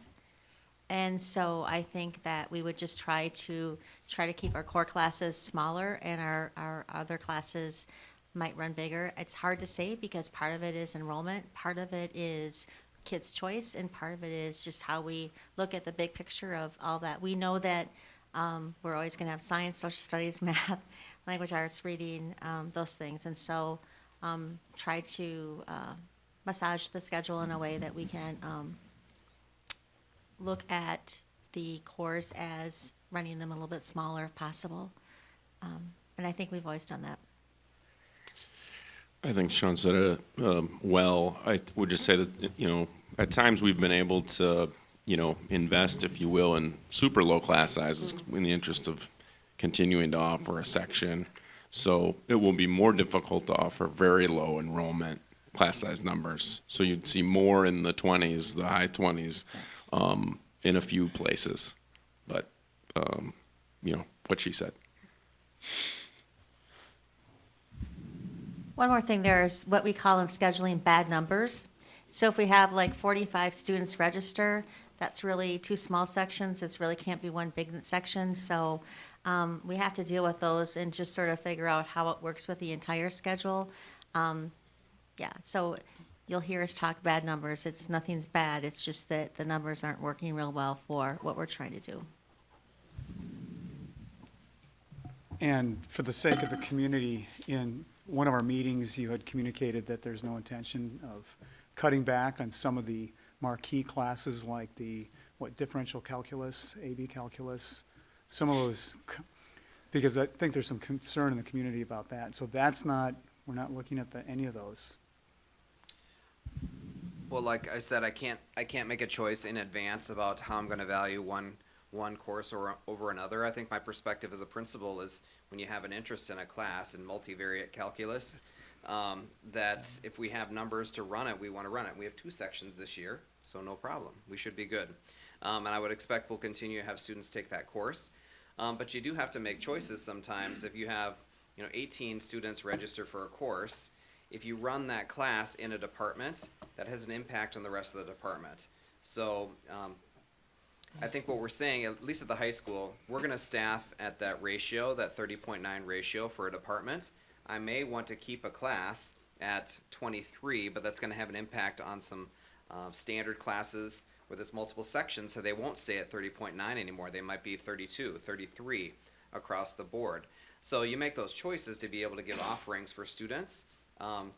But we also talked about being creative. Like our art department has multi-level classes in a studio. They might have low numbers in multiple levels of photography, but they combine together and students are doing more personalized and rotation type of projects to be able to have a section of 30 in a class instead of losing those kids. Like our art department wants to keep every kid involved in art if they want to be there. And I know we had talked about this in actual teaching and learning committee, that particularly at the high school, when kids get their class schedule at the end of August and they're wanting to make changes for whatever reasons, and I know that there was a great graphic on Twitter about the reasons that you could and the reasons that you couldn't. But maybe helping our kids and parents understand that when we register, it really does correlate to who we hire then for the next year. And if we are trying to make changes at the last minute, that can throw off the people that you've hired and placed in your staff to keep your ratios accurate. So we want to make sure that we're looking at those schedules and supporting our kids to make the right choices. We want to support them, of course, if they're needing desperate changes, but that overall we really need to work together to make those right choices up front. One of the things we are doing in counseling this year is we're going to run an audit after registration. Excellent. To get student and parent sign off of those classes that this is what you've selected and chosen as your courses and your alternates, so we can be more stable in our staffing with that. We're also having some discussions about even things like level drops. If you want to take an AP class, you need to do a commitment form that says, here's your progression to this class. Are you ready for it? Yes, it's going to be harder. And you're making a commitment to that instead of having students sort of try them out and then cut and run, and then you have an AP class that's lower and regular classes that get much bigger. So we want to make sure we're giving as much information to students about the choices that they make, but we'll have less freelancing to be available, really, because of how tight we have to be on our sections this next year. I just wanted to thank you all for the thought that you've put into this. I know budget realignment is not pleasant ever, and I know that you guys have been doing this the last many years, and there's nothing easy left to cut. And I know that any cut you make is an impact to your school, and I just appreciate the efforts all of you have made to be creative and try to come up with ways that can have the least impact, and I really appreciate that. Thanks. Thank you. Any other questions? All those in favor of approving the secondary budget recommendations, say aye. Aye. Any opposed? Motion carried. Thank you. Can I get a motion to approve the new secondary course proposals?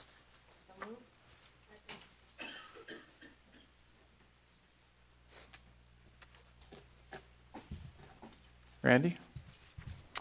Good evening.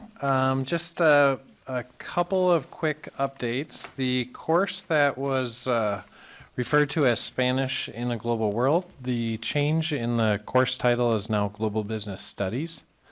And so that was a change from the previous discussion with the board. And the course description will include an audience for grades 9 through 12 for that course. So for that one, there's actually been a bit of a redesign with that, so it won't focus on one part of the world or one language. Is that correct? Correct. And so the thinking around the course, which would be offered in the business department, was that we could really leverage many of the background languages that our kids in Edina study. And so really looking at business opportunities that exist in economic regions of Latin America, China, France, and Spain, and building off of many of those languages that students have studied as they've moved through the program. Thank you. Can you clarify, is there a language prerequisite for this course? Does it require you to use your language? There's not a language prerequisite for the course. It might be, and what's the tie to the language department at all then? Why does it start with combine your language background if that's not meant to exclude kids who don't have a strong language background? Yeah, I think the original thinking around the course was that this could be a team teaching opportunity between the World Language Department and the Business Department, and then realized there might be some licensure issues with that, so then modified the course description for it to be really focused around business in these different economic regions of the world. Many of our students in Edina do have background in world languages. We have, typically students in middle school will take world language, and so they're coming to the high school with different world languages, so it's an opportunity for them to learn more about the economic regions that those languages are based in. So I think it's important that we finish this severing. If it started as a joint department type course and language was going to be integral, and now it's a good course, but it's a business department course, there may be something in there about an opportunity to broaden your understanding of the world. You have a language, maybe not even, but that first sentence, combine your language background, is a remnant of when this course was something else, and it seems to me like it would make students think that this is along the lines of a level 4 AP type language course complement, and that's not what it is anymore. I think it's a great course. I just want to scare people away. Yeah, we can add a couple clarifiers to that description to make sure that that's clear. Thank you. That's good. That makes sense. Other questions on the new class proposals? Yeah, I have a question on the capstone fine arts. And one of them is, I know that we have not as a board talked about where we're going with capstone. Is this the first capstone project, class at the high school, or is there currently another one at the high school? Looks like Andy's going to join us. I think initially, when I came to the school district, we had, the board had approved a graduation requirement around capstone, and we had a group kind of determining what that was, and we were talking about some different pathways, an AP pathway, an embedded pathway, an independent study pathway. And I think again, I wasn't here when that decision was made, but I think people's appetite for the graduation requirement, I think, was making people uncomfortable about choice and in their schedule and flexibility and so on. So I think even the core planning team that was initially talking about that idea and talking with teachers, again, with so much change happening, whether that was something that we want to do as a graduation requirement.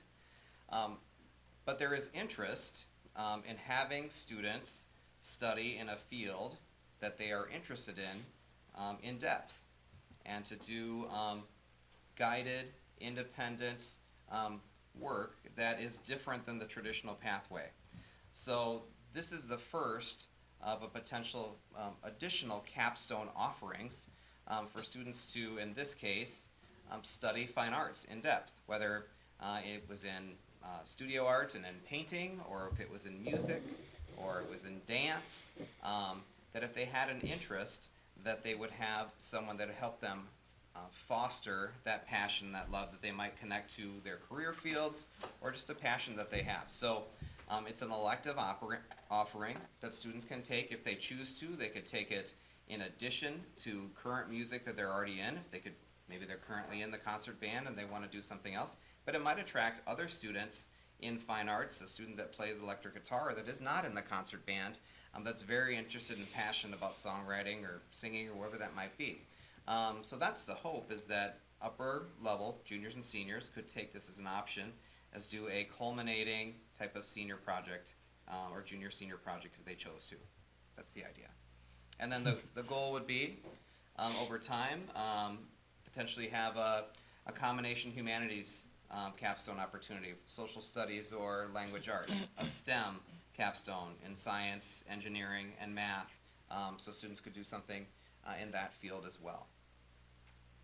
So I am not on teaching, the committee that is talking about this, so this is why I'm bringing this up. The last time the board talked about it, actually, it was still a requirement for graduation, so I do appreciate the ability to chat about this in this way.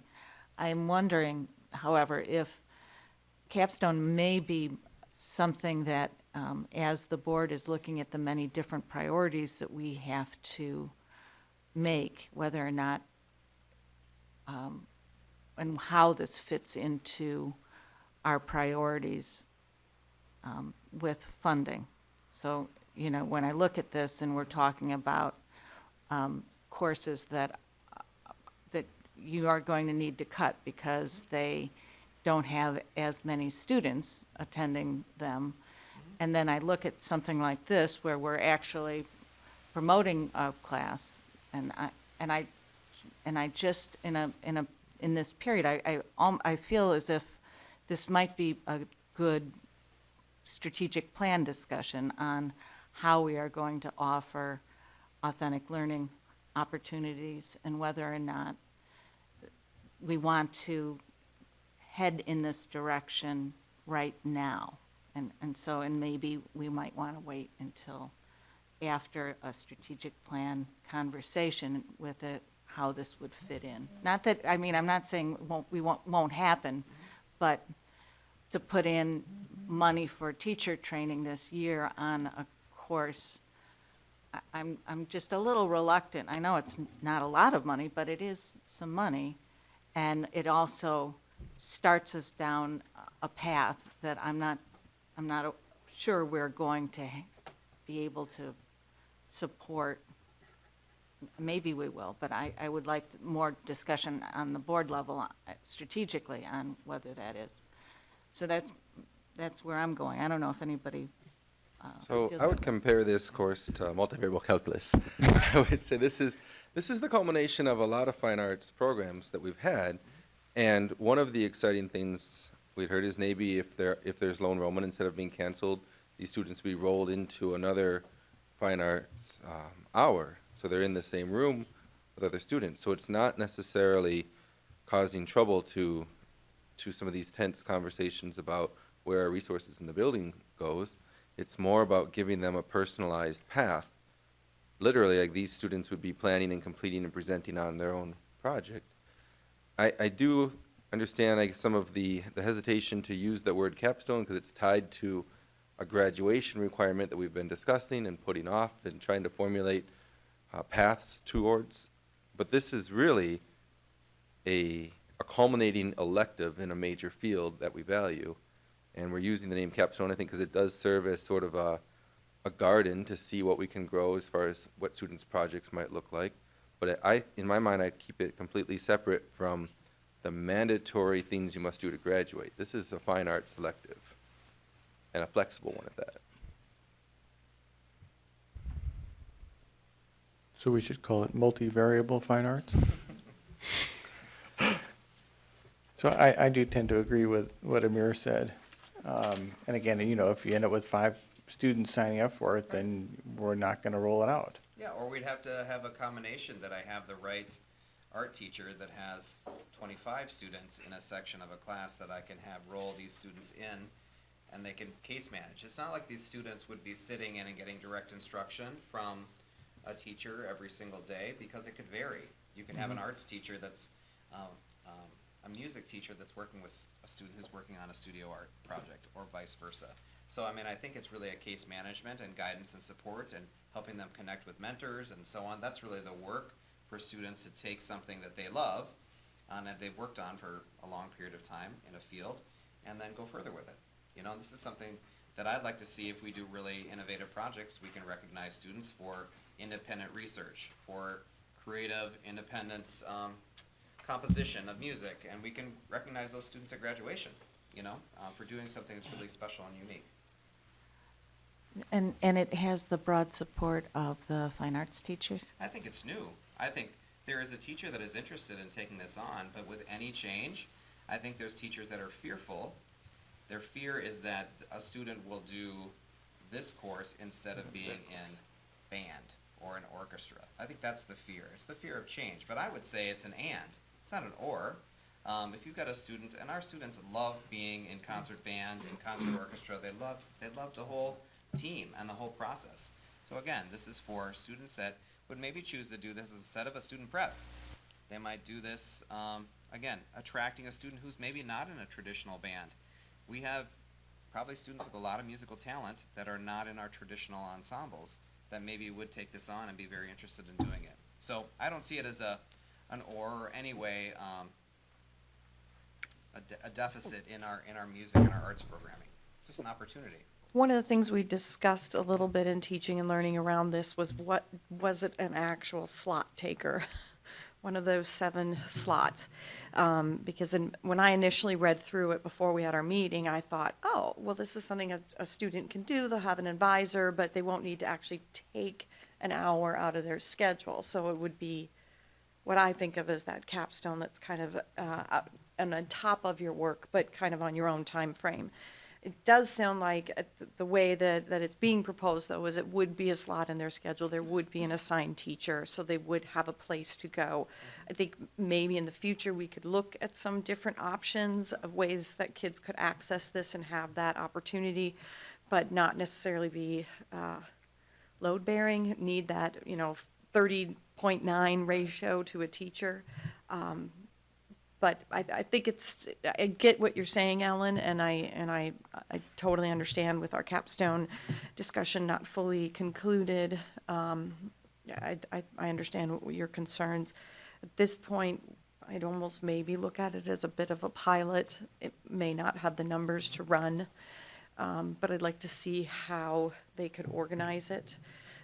I would agree, I'd hate to see kids pick this over being in band or concert or whatever, but I don't think that's going to happen. I tend to agree that it's going to be different kids choosing this as an and, or they haven't entered any of those areas, and so they're going down that path. Just one thing I would say on here, right now, under course description, we have prerequisite, grades 11 and 12. I don't think you want the word prerequisite. I just think you want grades 11 and 12, like on the other ones, because you can't have already taken grade 12. This is true. Just a little, It's a highly advanced little student. catch there. Okay. Yes, Andy, I've got some questions for you about the cybersecurity class. Okay. First off, I think it's a fantastic idea. There's so much happening in that arena, and there are many careers, career possibilities for students. There are a number of different ways that could be taken, and different levels that it could be put at. Could you talk a little bit about that? Are we talking about having a programming prerequisite for this? Students have to be seniors. Students have got to pass a certain math level. How technical is it going to be? I think that, Randy, you can speak up too. I think this class is, billed more as an introductory class, isn't it? Yeah, it'd be an introductory one-semester course into the topic, so it'd be an introduction to many of these issues. So I think what you'll see right now in our Project Lead the Way classes, that engineering department, is you have kids with varied levels of skill and ability with coding and this kind of work that they've done. They do a really nice job of being able to individualize, personalize kind of the skills in terms of projects. But I think this is meant to be an access point into the pre-engineering program. What's exciting about this course opportunity too is it does relate to a mega trend that we're seeing in data protection in the world, and cybersecurity is it's just a growing area from corporate America where there's just a huge need to protect data systems. And so it exposes kids to career opportunities and maybe some unique pathways for jobs that they've never really thought about moving forward. And are you possibly thinking about using this as a means of sampling the material and the students? Because I could see this being split into a couple of classes. Or Well, it always depends on interest. Like like any class, we'd have to see if students are interested in this field. We can run this class. It becomes successful. I mean, schools and classes in elective areas are really built around brand reputation. I mean, they really are. By the teacher, the content, the level of interest, their excitement about it.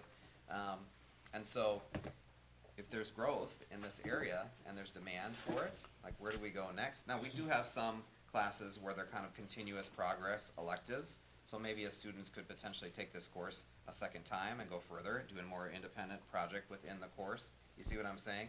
If they were really interested in this field, they could stay in that area, in elective area, and continue. So it's all really about that demand that gets created. I agree with you, though, Owen. I think this could be a really neat thing that could be really explored further. I think there'll be a lot of interest. So I'm glad you have that. as Good a initiative. class. Yeah. All right, other Across questions? the board, though, I just want to emphasize that this process is really exciting. I've never really been too disappointed with the drops. They seem to be courses that haven't been running, and the new course proposals every year, just, they're vibrant, they're exciting. I imagine it gets the staff and students both eager to see how this new year is going to shape up. We heard great things in the last year about the Bridge Math program, which was a new course proposal from last year. So this is one of my favorite presentations. All right, any other questions? All those in favor of approving the 2019-20 new course proposals and course changes, say aye. Aye. Aye. Any opposed? Motion carried. Thanks. Thank you, Andy. Next, can I get a motion to approve the short-term and long-term goals of personalized learning experience?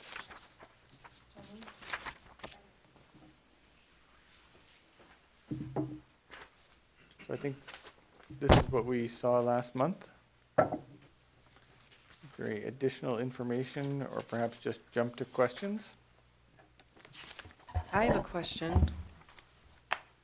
So my main question is, and I tried to bring this up last time when we talked about it, is I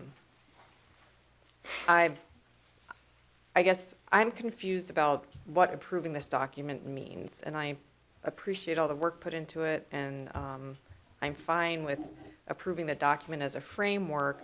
But where I get concerned is, for example, one of the goals is train all the staff on core elements of personalized learning model.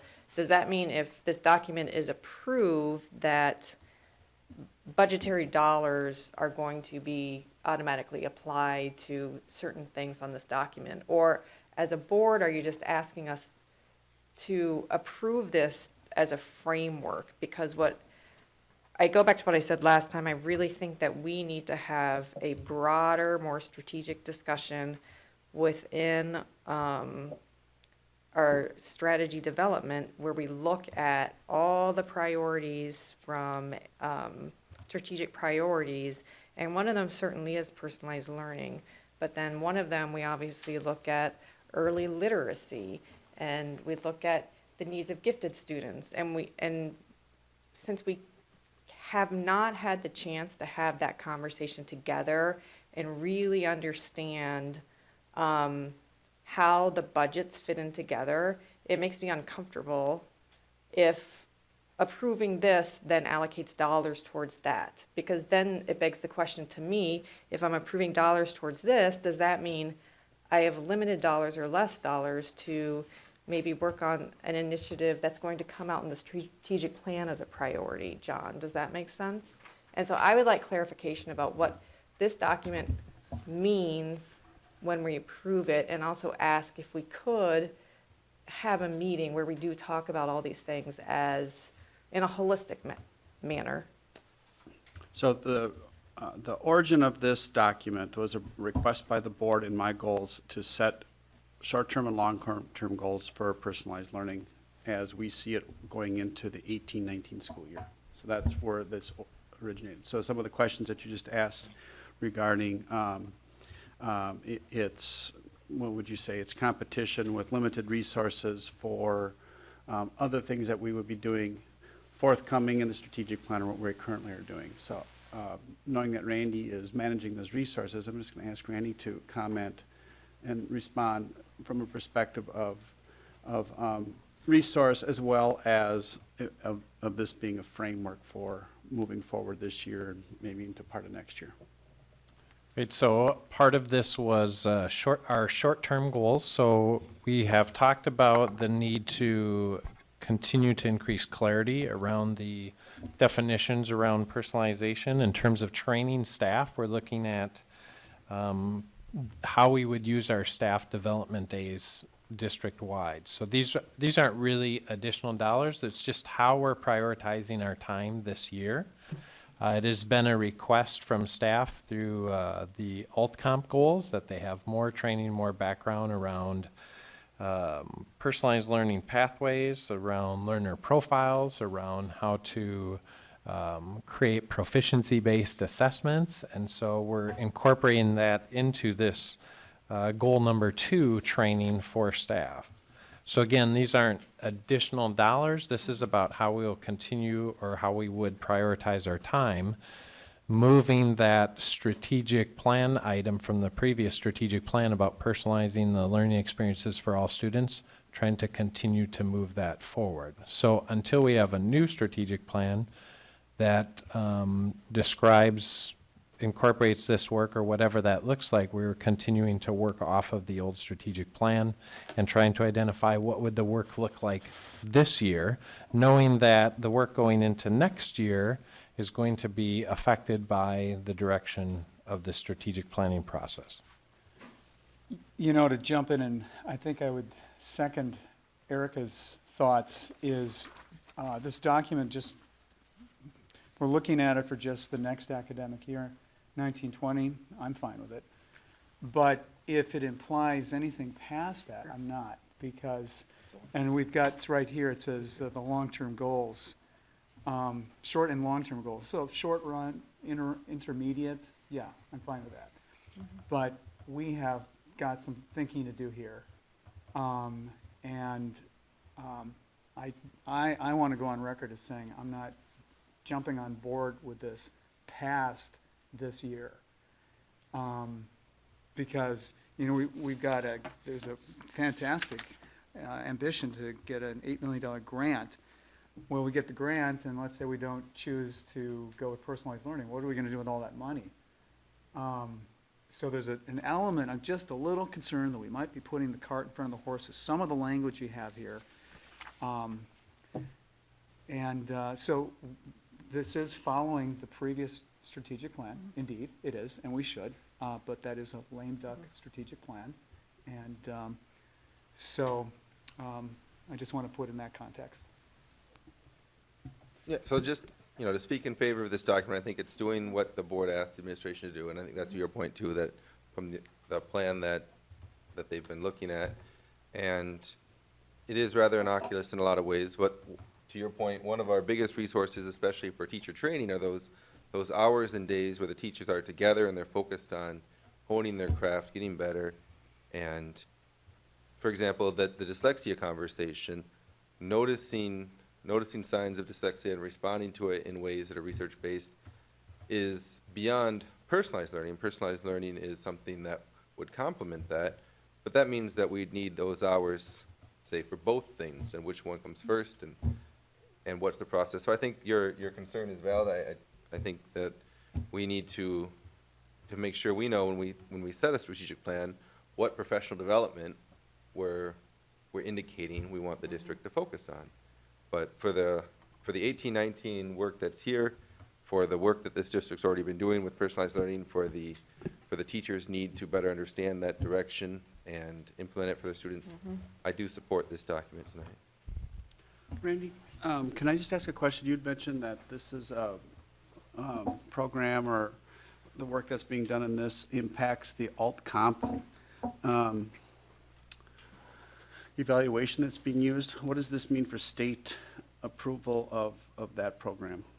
Oh, what I was articulating is that when we ask the teachers about their alt comp goals, and we ask them what professional learning do you need to support you in your alt comp goals, they list professional learning needs, and those fit in with this plan in terms of the types of learning activities we're planning in February on our district staff development day.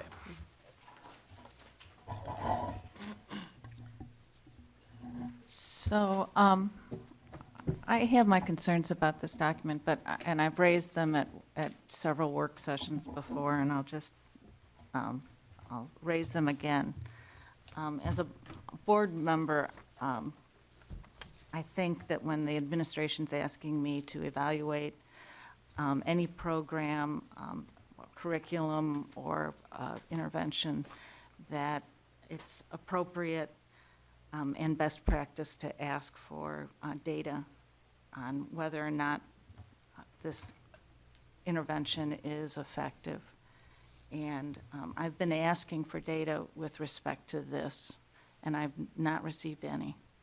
So I cannot, I don't want this to continue for, I will not be approving this even for the remainder of this year.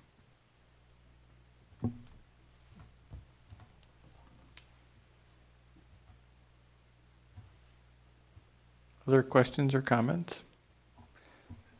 So you're basically saying this is a template for finishing up the year with some potential movement forward. So in terms of the grant proposal, has that been submitted? Yes, it has. And what's the status of that? We're waiting to hear yet. And if dollars come in, they would be for 2019-20? They would start in 2019. Oh, so multi-year. Yeah. And is that, did we submit that in conjunction with other districts? Yes, we did. So that it's not that 8 million would go to Edina? Correct. We submitted with Manhattan Beach, on the west side of LA, and with West Side Community Schools out of Omaha.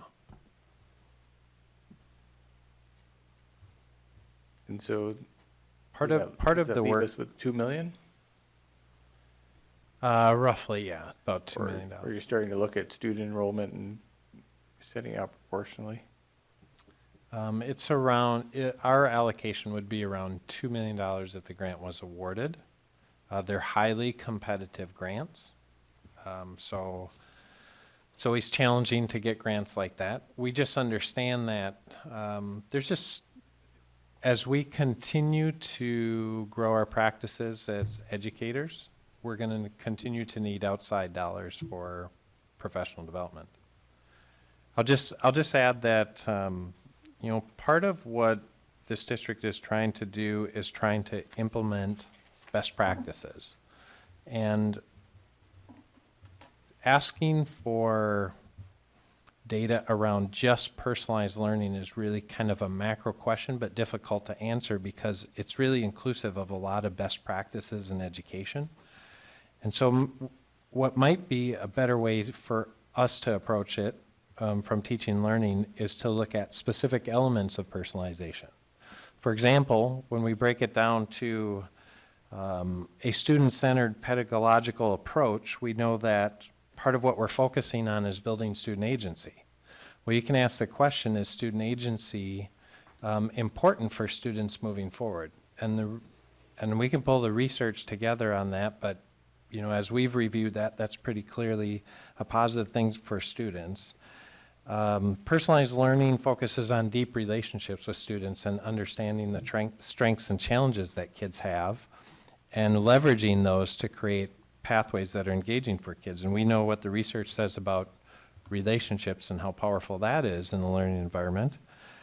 And pathways, creating different pathways for kids is about helping students find things that are engaging to them. And so we know about the literature around motivation and engagement, and part of it is utilizing a model that continues to move those best practices forward in the classroom. I don't think anybody would argue that if we have students that are better agents of their own learning and they own the learning process, that's a good thing. I think everybody would agree that's a good thing. Deeper relationships with teachers and kids, if we can form deeper relationships, that will be a positive. Now, measuring the impact of it, well, there's several things around that. One, we are doing action research with 52 teachers, administrators, and superintendents from six districts around the country. We started that last summer as part of our hosting of this Personalized Learning Summit here. And we've done a little bit of work with the University of Wisconsin-Madison because they actually have a research team that is out researching the impacts, the long-term impacts of this kind of pedagogy on students. And they have offered to partner with us in action research and to be mentors to these action research teams. So these 52 teachers, administrators, and superintendents doing action research include staff from Edina, Westside Community Schools, Manhattan Beach, Highland Park out of Dallas, Texas, Larkspur Corte Madera out of San Francisco, and Palo Alto. I mean, these are great districts trying to do similar kinds of work and figuring out how to move it forward in the district. It is still early on in the implementation of this, but anecdotally, we do have classrooms of teachers who are highly skilled around this, who are reporting increases in academic achievement, increases in student agency and student ownership. I think part of the question has been around how do we really study and evaluate this? Well, a scientific evaluation is a really complex process that requires resources beyond us. But I do believe that as our teachers are continuing to grow in these areas, it will show up in academic performance in addition to things like student perception and some of that. So in regards to data, we do have student perception data, we have family perception data, we have some staff perception data, we have numerous classrooms of individuals that can tell their story around the impact that it's had academically. We brought teachers to the board from the elementary level last year, from the middle school level, from the high school level, just trying to continue to paint the picture of what they're trying to accomplish. Certainly we'll continue to entertain any questions that you have, but I do want to assure you that many of the practices that underlie personalization are research-supported practices in terms of education pedagogy. So I have a couple more questions, but first I want to see if other people have questions. So, 2 questions. 1, what happens if we don't approve this? And 2, are you recommending approval of this because the board requested it, or are you recommending approval of this because you believe this is the best step forward? Well, I'm from Teaching and Learning Department. I'm recommending this approval because we believe that this represents best practices in education. And when I say we, it's not just we in Edina. It is we across our consortium. It is we across many facets of education. And certainly whenever you're trying to change the learning environment, there are growing pains around that, and there are opportunities for it not to go as well as you want it to go. And so that's part of the process, but we're trying to minimize that. We do believe this is the right direction, and this will make a difference for kids in not only their academic achievement, but in their empowerment and in their agency.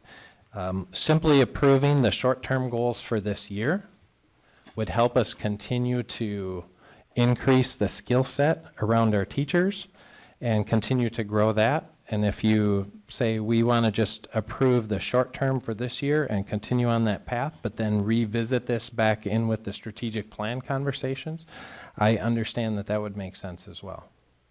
And I'll just respond to that question too. In my experience in meeting with other superintendents, discussions around personalized learning, watching what's happening across primarily the metro, of other school districts beginning to pick up this approach. I believe that this framework allows us to engage more in what Erica's talking about around the other concerns we have related to, like I think you brought up early literacy, interventions, interventions that impact later on potentially referrals to special ed. I think it is really the future of public education to personalize and to get to know students better. It really is the next natural step. If you watch what's happening in education with the amount of data that is coming into the system, it really is preparing our teachers to begin to use that data in a more personalized sense to make decisions around students. So I would say that this item was asked to, you asked me to bring the goals, short-term and long-term goals. You didn't ask me for a recommendation. But my recommendation is exactly what Randy says, to continue with this work and see how we can fit in those other concerns that we have that are coming in the strategic plan into this framework. I think it's a real natural thing to do.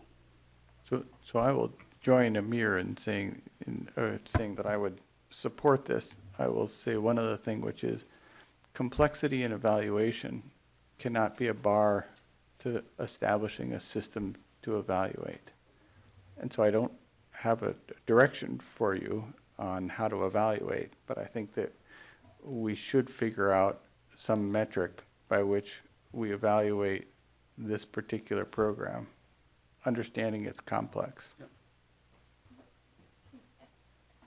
And my concern is that we haven't shown that it is, or I have not been given any evidence that it is effective in the middle schools. And to expand it throughout our district doesn't make any sense to me. So I would suggest if we were going to do this document speaks to expanding and additional training when perhaps if we just focused on the middle schools, if that's, if that's the way the board wants to go with this, but to say that we're going to spend monies and interest in expanding to different buildings when I have not seen that it is successful at the middle school. I guess I think personalized learning is in different phases in different buildings all over the district, and I'm not comfortable without us understanding exactly where it is, how the teachers are training to put a stake in the sand and say, we'll support it here, but we won't support it here. I have absolutely no issue with moving, I mean, you have a plan for this school year, and I think it would be ill-advised to, in the middle of the school year, to go completely change what not only is the leadership's personalized learning plan, but that a lot of teachers are banking on doing and are planning on doing. I think we have had a lot of feedback from teachers about continuity and not changing things that are going on. And I feel very uncomfortable in the middle of the year saying, oh, yeah, we don't really feel like pursuing that any longer this year. So I feel very uncomfortable with that.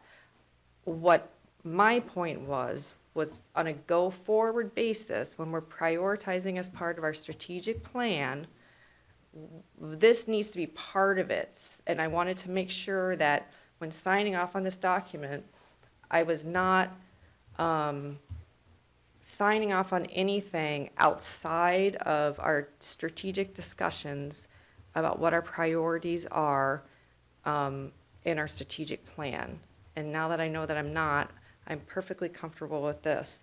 And like Randy said, maybe we separate out like the 2019 goals and stuff like that and move those into the strategic plan, which I actually think would probably be the best idea, is to separate these two things. So we have a plan for this year and we finish up this year, and then we discuss personalized learning along with all of the other things in our strategic plan and figure out what that really means on a go-forward basis. And I totally agree that that's the direction that we need to go in. And my feeling is, I just read comments in the strategic plan process that the teachers were concerned about the number of initiatives that they are being asked to handle.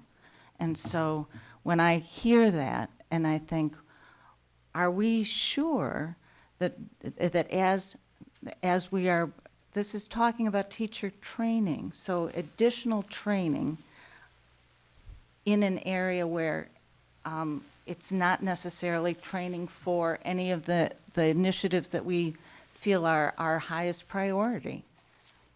I'm reluctant to agree to this, knowing that we may have other priorities, and that would be the piece when you say, oh, we're moving down a path and then changing our mind. Well, I want to make sure that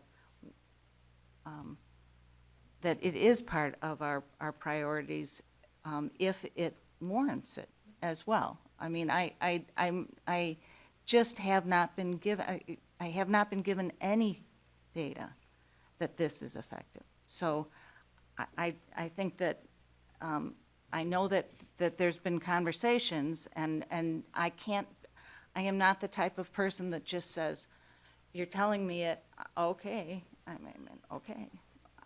I can't.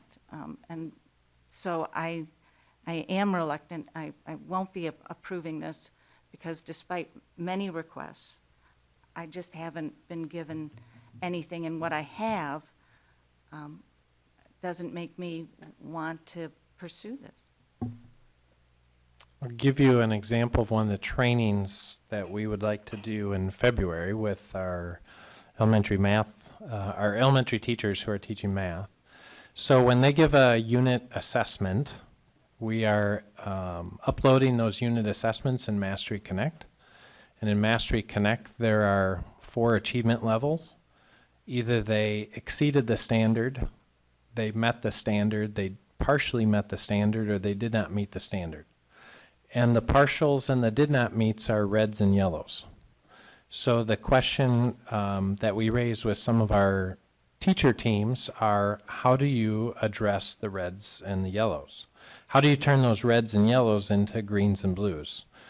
And so we've talked to a number of different teachers, and some of them have a pretty good protocol from doing that for addressing those, and others I think will benefit from learning that protocol. So part of the work that we're doing with the teachers is to develop a consistent protocol regarding what do you do with those red and yellow scores on those common assessments, and then try to administer that protocol consistently across the district.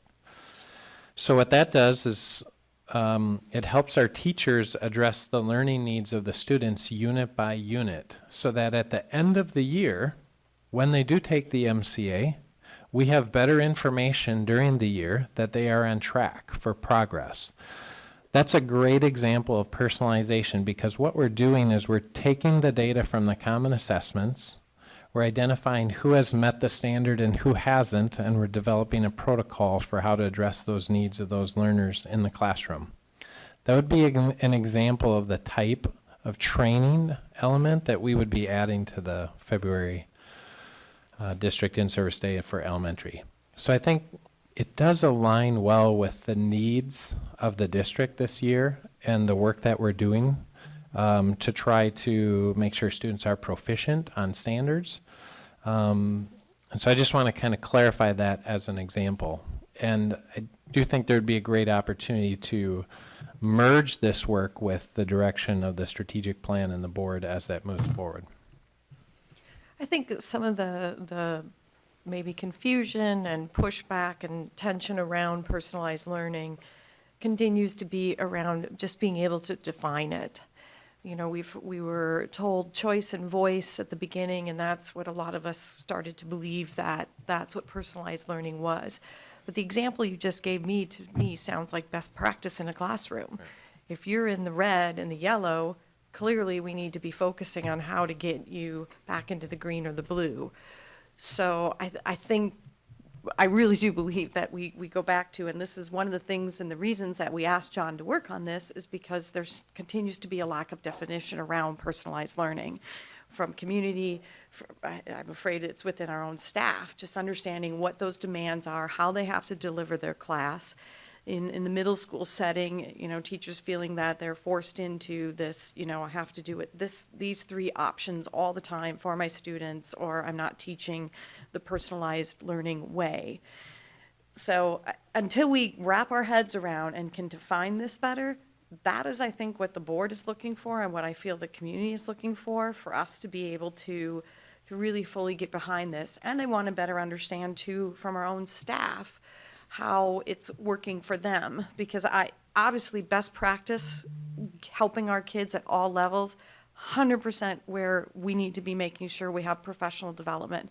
But if it's in terms of how they're going to run their classroom and it has to be delivered in a certain way that qualifies it for personalized learning, I want to make sure that that's working for our teachers, that it's working for all of our kiddos for that matter.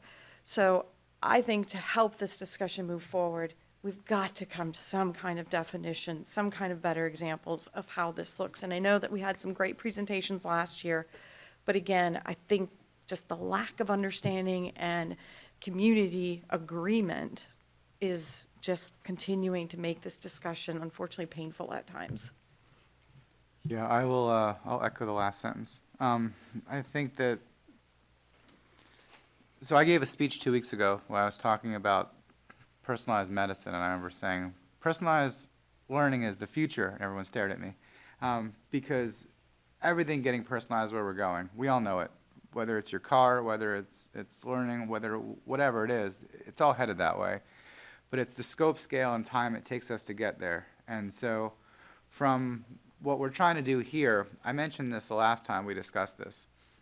You can't change a big ship in the middle of the year, so I don't have any issues with 2018. And I think 2019, from the example you gave, Randy, folds into where we're going with the strategic plan. I agree. But at the same time, I think what we could do very easily is get more specific understanding of what 2019 really means in these 3 or 4. Now, we're a governance board. I don't want to tell you what to do in terms of teacher trainings, but I do want to understand how dollars are being utilized toward the 2019 plus goals.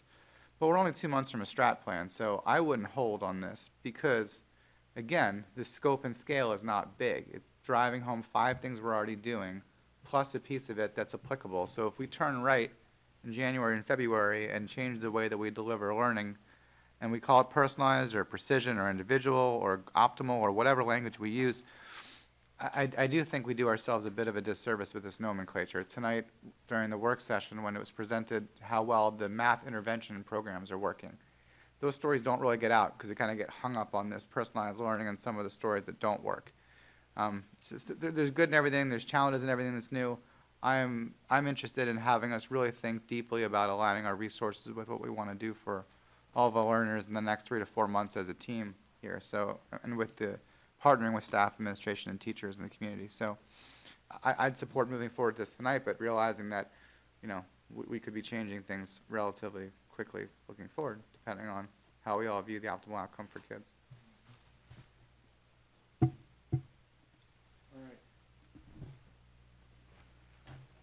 All those in favor of approving the short and long-term goals for personalized learning, say aye. Aye. All those opposed? Motion carried. Thank you. Next is the Legislative Action Committee platform. Can I get a motion to approve the platform for the Legislative Action Committee? So moved. Second. And so this has been updated, Ellen, based on the board's comments from the last meeting? Sorry. Yeah, it is. It's been updated as you had indicated. There's some wording that is more consistent with what is being stated on other, on the AMSD platform. The consistency is what we were looking for as we're going out to legislators and presenting our own platform. We just wanted the consistency in wording, and we incorporated all of the requests that the board had made. So if you have any questions, I'd be happy to speak to them. Did you highlight those changes? No. Oh, sorry, no. I know that's one of the things you like. I do like to, I like that when I get them So myself. that we know which things actually changed. Now, this went through my own committee, and I want to thank them all for their pieces in it, but when you have 4 different people working on it, and then you want to put it into a format that makes it look pretty in a PDF, then it didn't get highlighted, sorry. That's okay, I was just Yeah. teasing. Yeah. Just for the sake of our community, when we have these priorities laid out with numbers 1 through 5, does that also relate to stabilized education funding being your number 1 priority as a committee, or are these all equal? They're all, there is no ranking of priorities. Okay, it's just a list. Mhm. Thank you. Any other questions? All those in favor of approving the Legislative Action Committee legislative platform, say aye. Aye. Aye. Any opposed? Motion carried. Can I make one announcement? Yes. 2. We are hosting a breakfast with our legislators on Monday that everyone gets back from the holiday. So. Well, the kids are back in school the week before. Oh, that's right. Okay, so everybody will be around. Good. We will be in full Everybody swing by will, then. everybody will be back. Monday, January 7th at 8:30 to 9:30 in this building in room 350. We will be hosting our state senator and our 2 state representatives. From So the District 49, correct? From So A and B. A and B, 49A and B. And we will be talking about this platform and ways that the community can help us fund our schools. And after this long meeting with budget, I think many people would really like to talk about how we can support our public schools. And so please join us here on Monday morning, January 7th. Thank you. What time? 8:30, 8:30 to 9:30. Sorry. No, I should repeat that again. Monday morning, January 7th. I can talk more slowly. It's only 9:30. Monday morning, January 7th, 8:30 to 9:30 here in room 350. Great. Thank you very much. Next, we have policies. Can I get a motion to approve policies 210, 211, 212, 213, 214, 216, and 503? So moved. Second. Amir? Yeah, the update is that catch from last month, which was nice, about vacation scheduled during mandatory state and federal tests. And that whole language has just been stricken because those would, of course, be excused. So otherwise, there was really no changes from what I could tell. Right. Just want to acknowledge that, that board contribution to the team effort. All right. Any questions?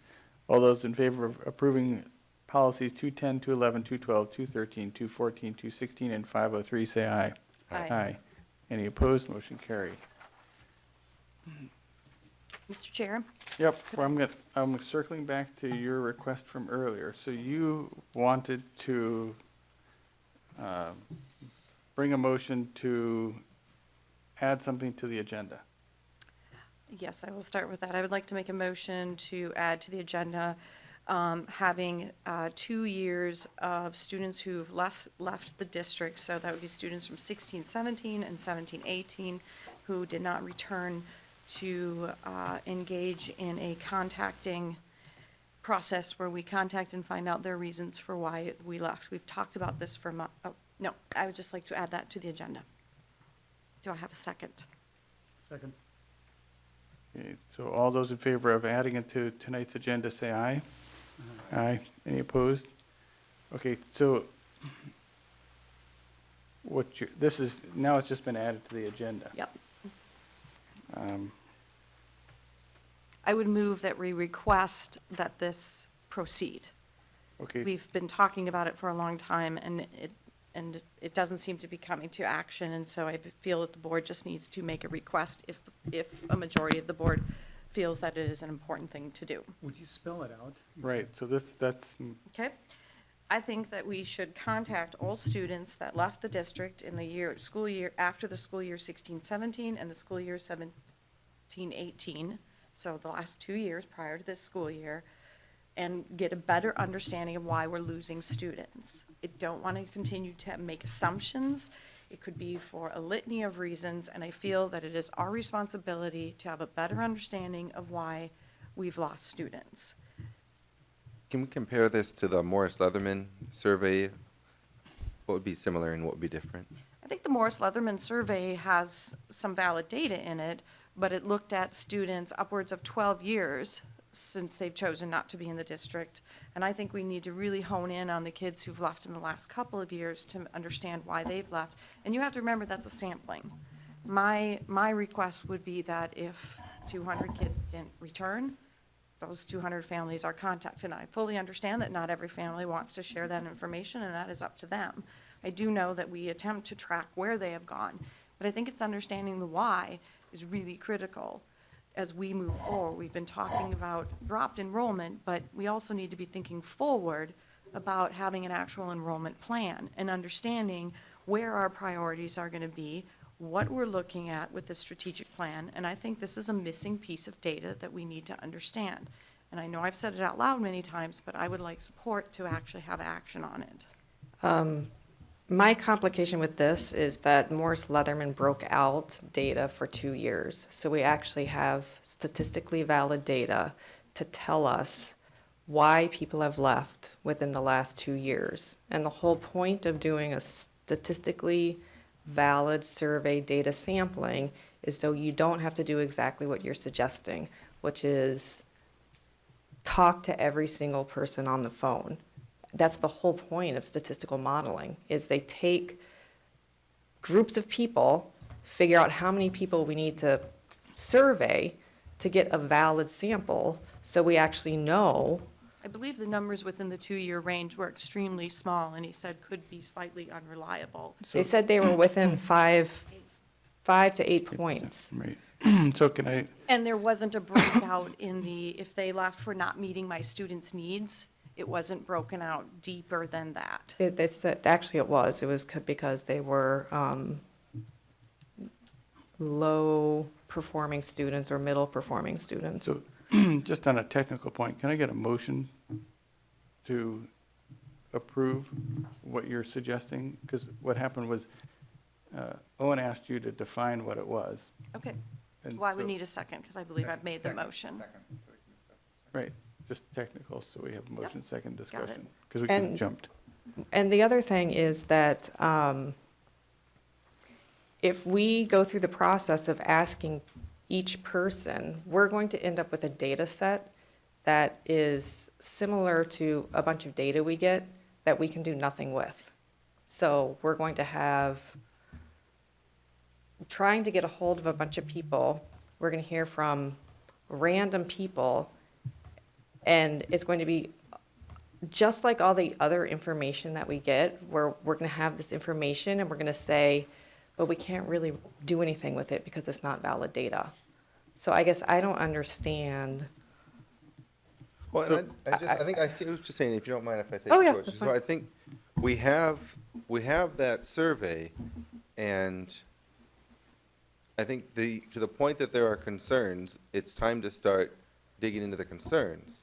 How are we doing on giving rigor in the core academic subjects? How are we doing on identifying and meeting the needs of students with disabilities, reading disabilities?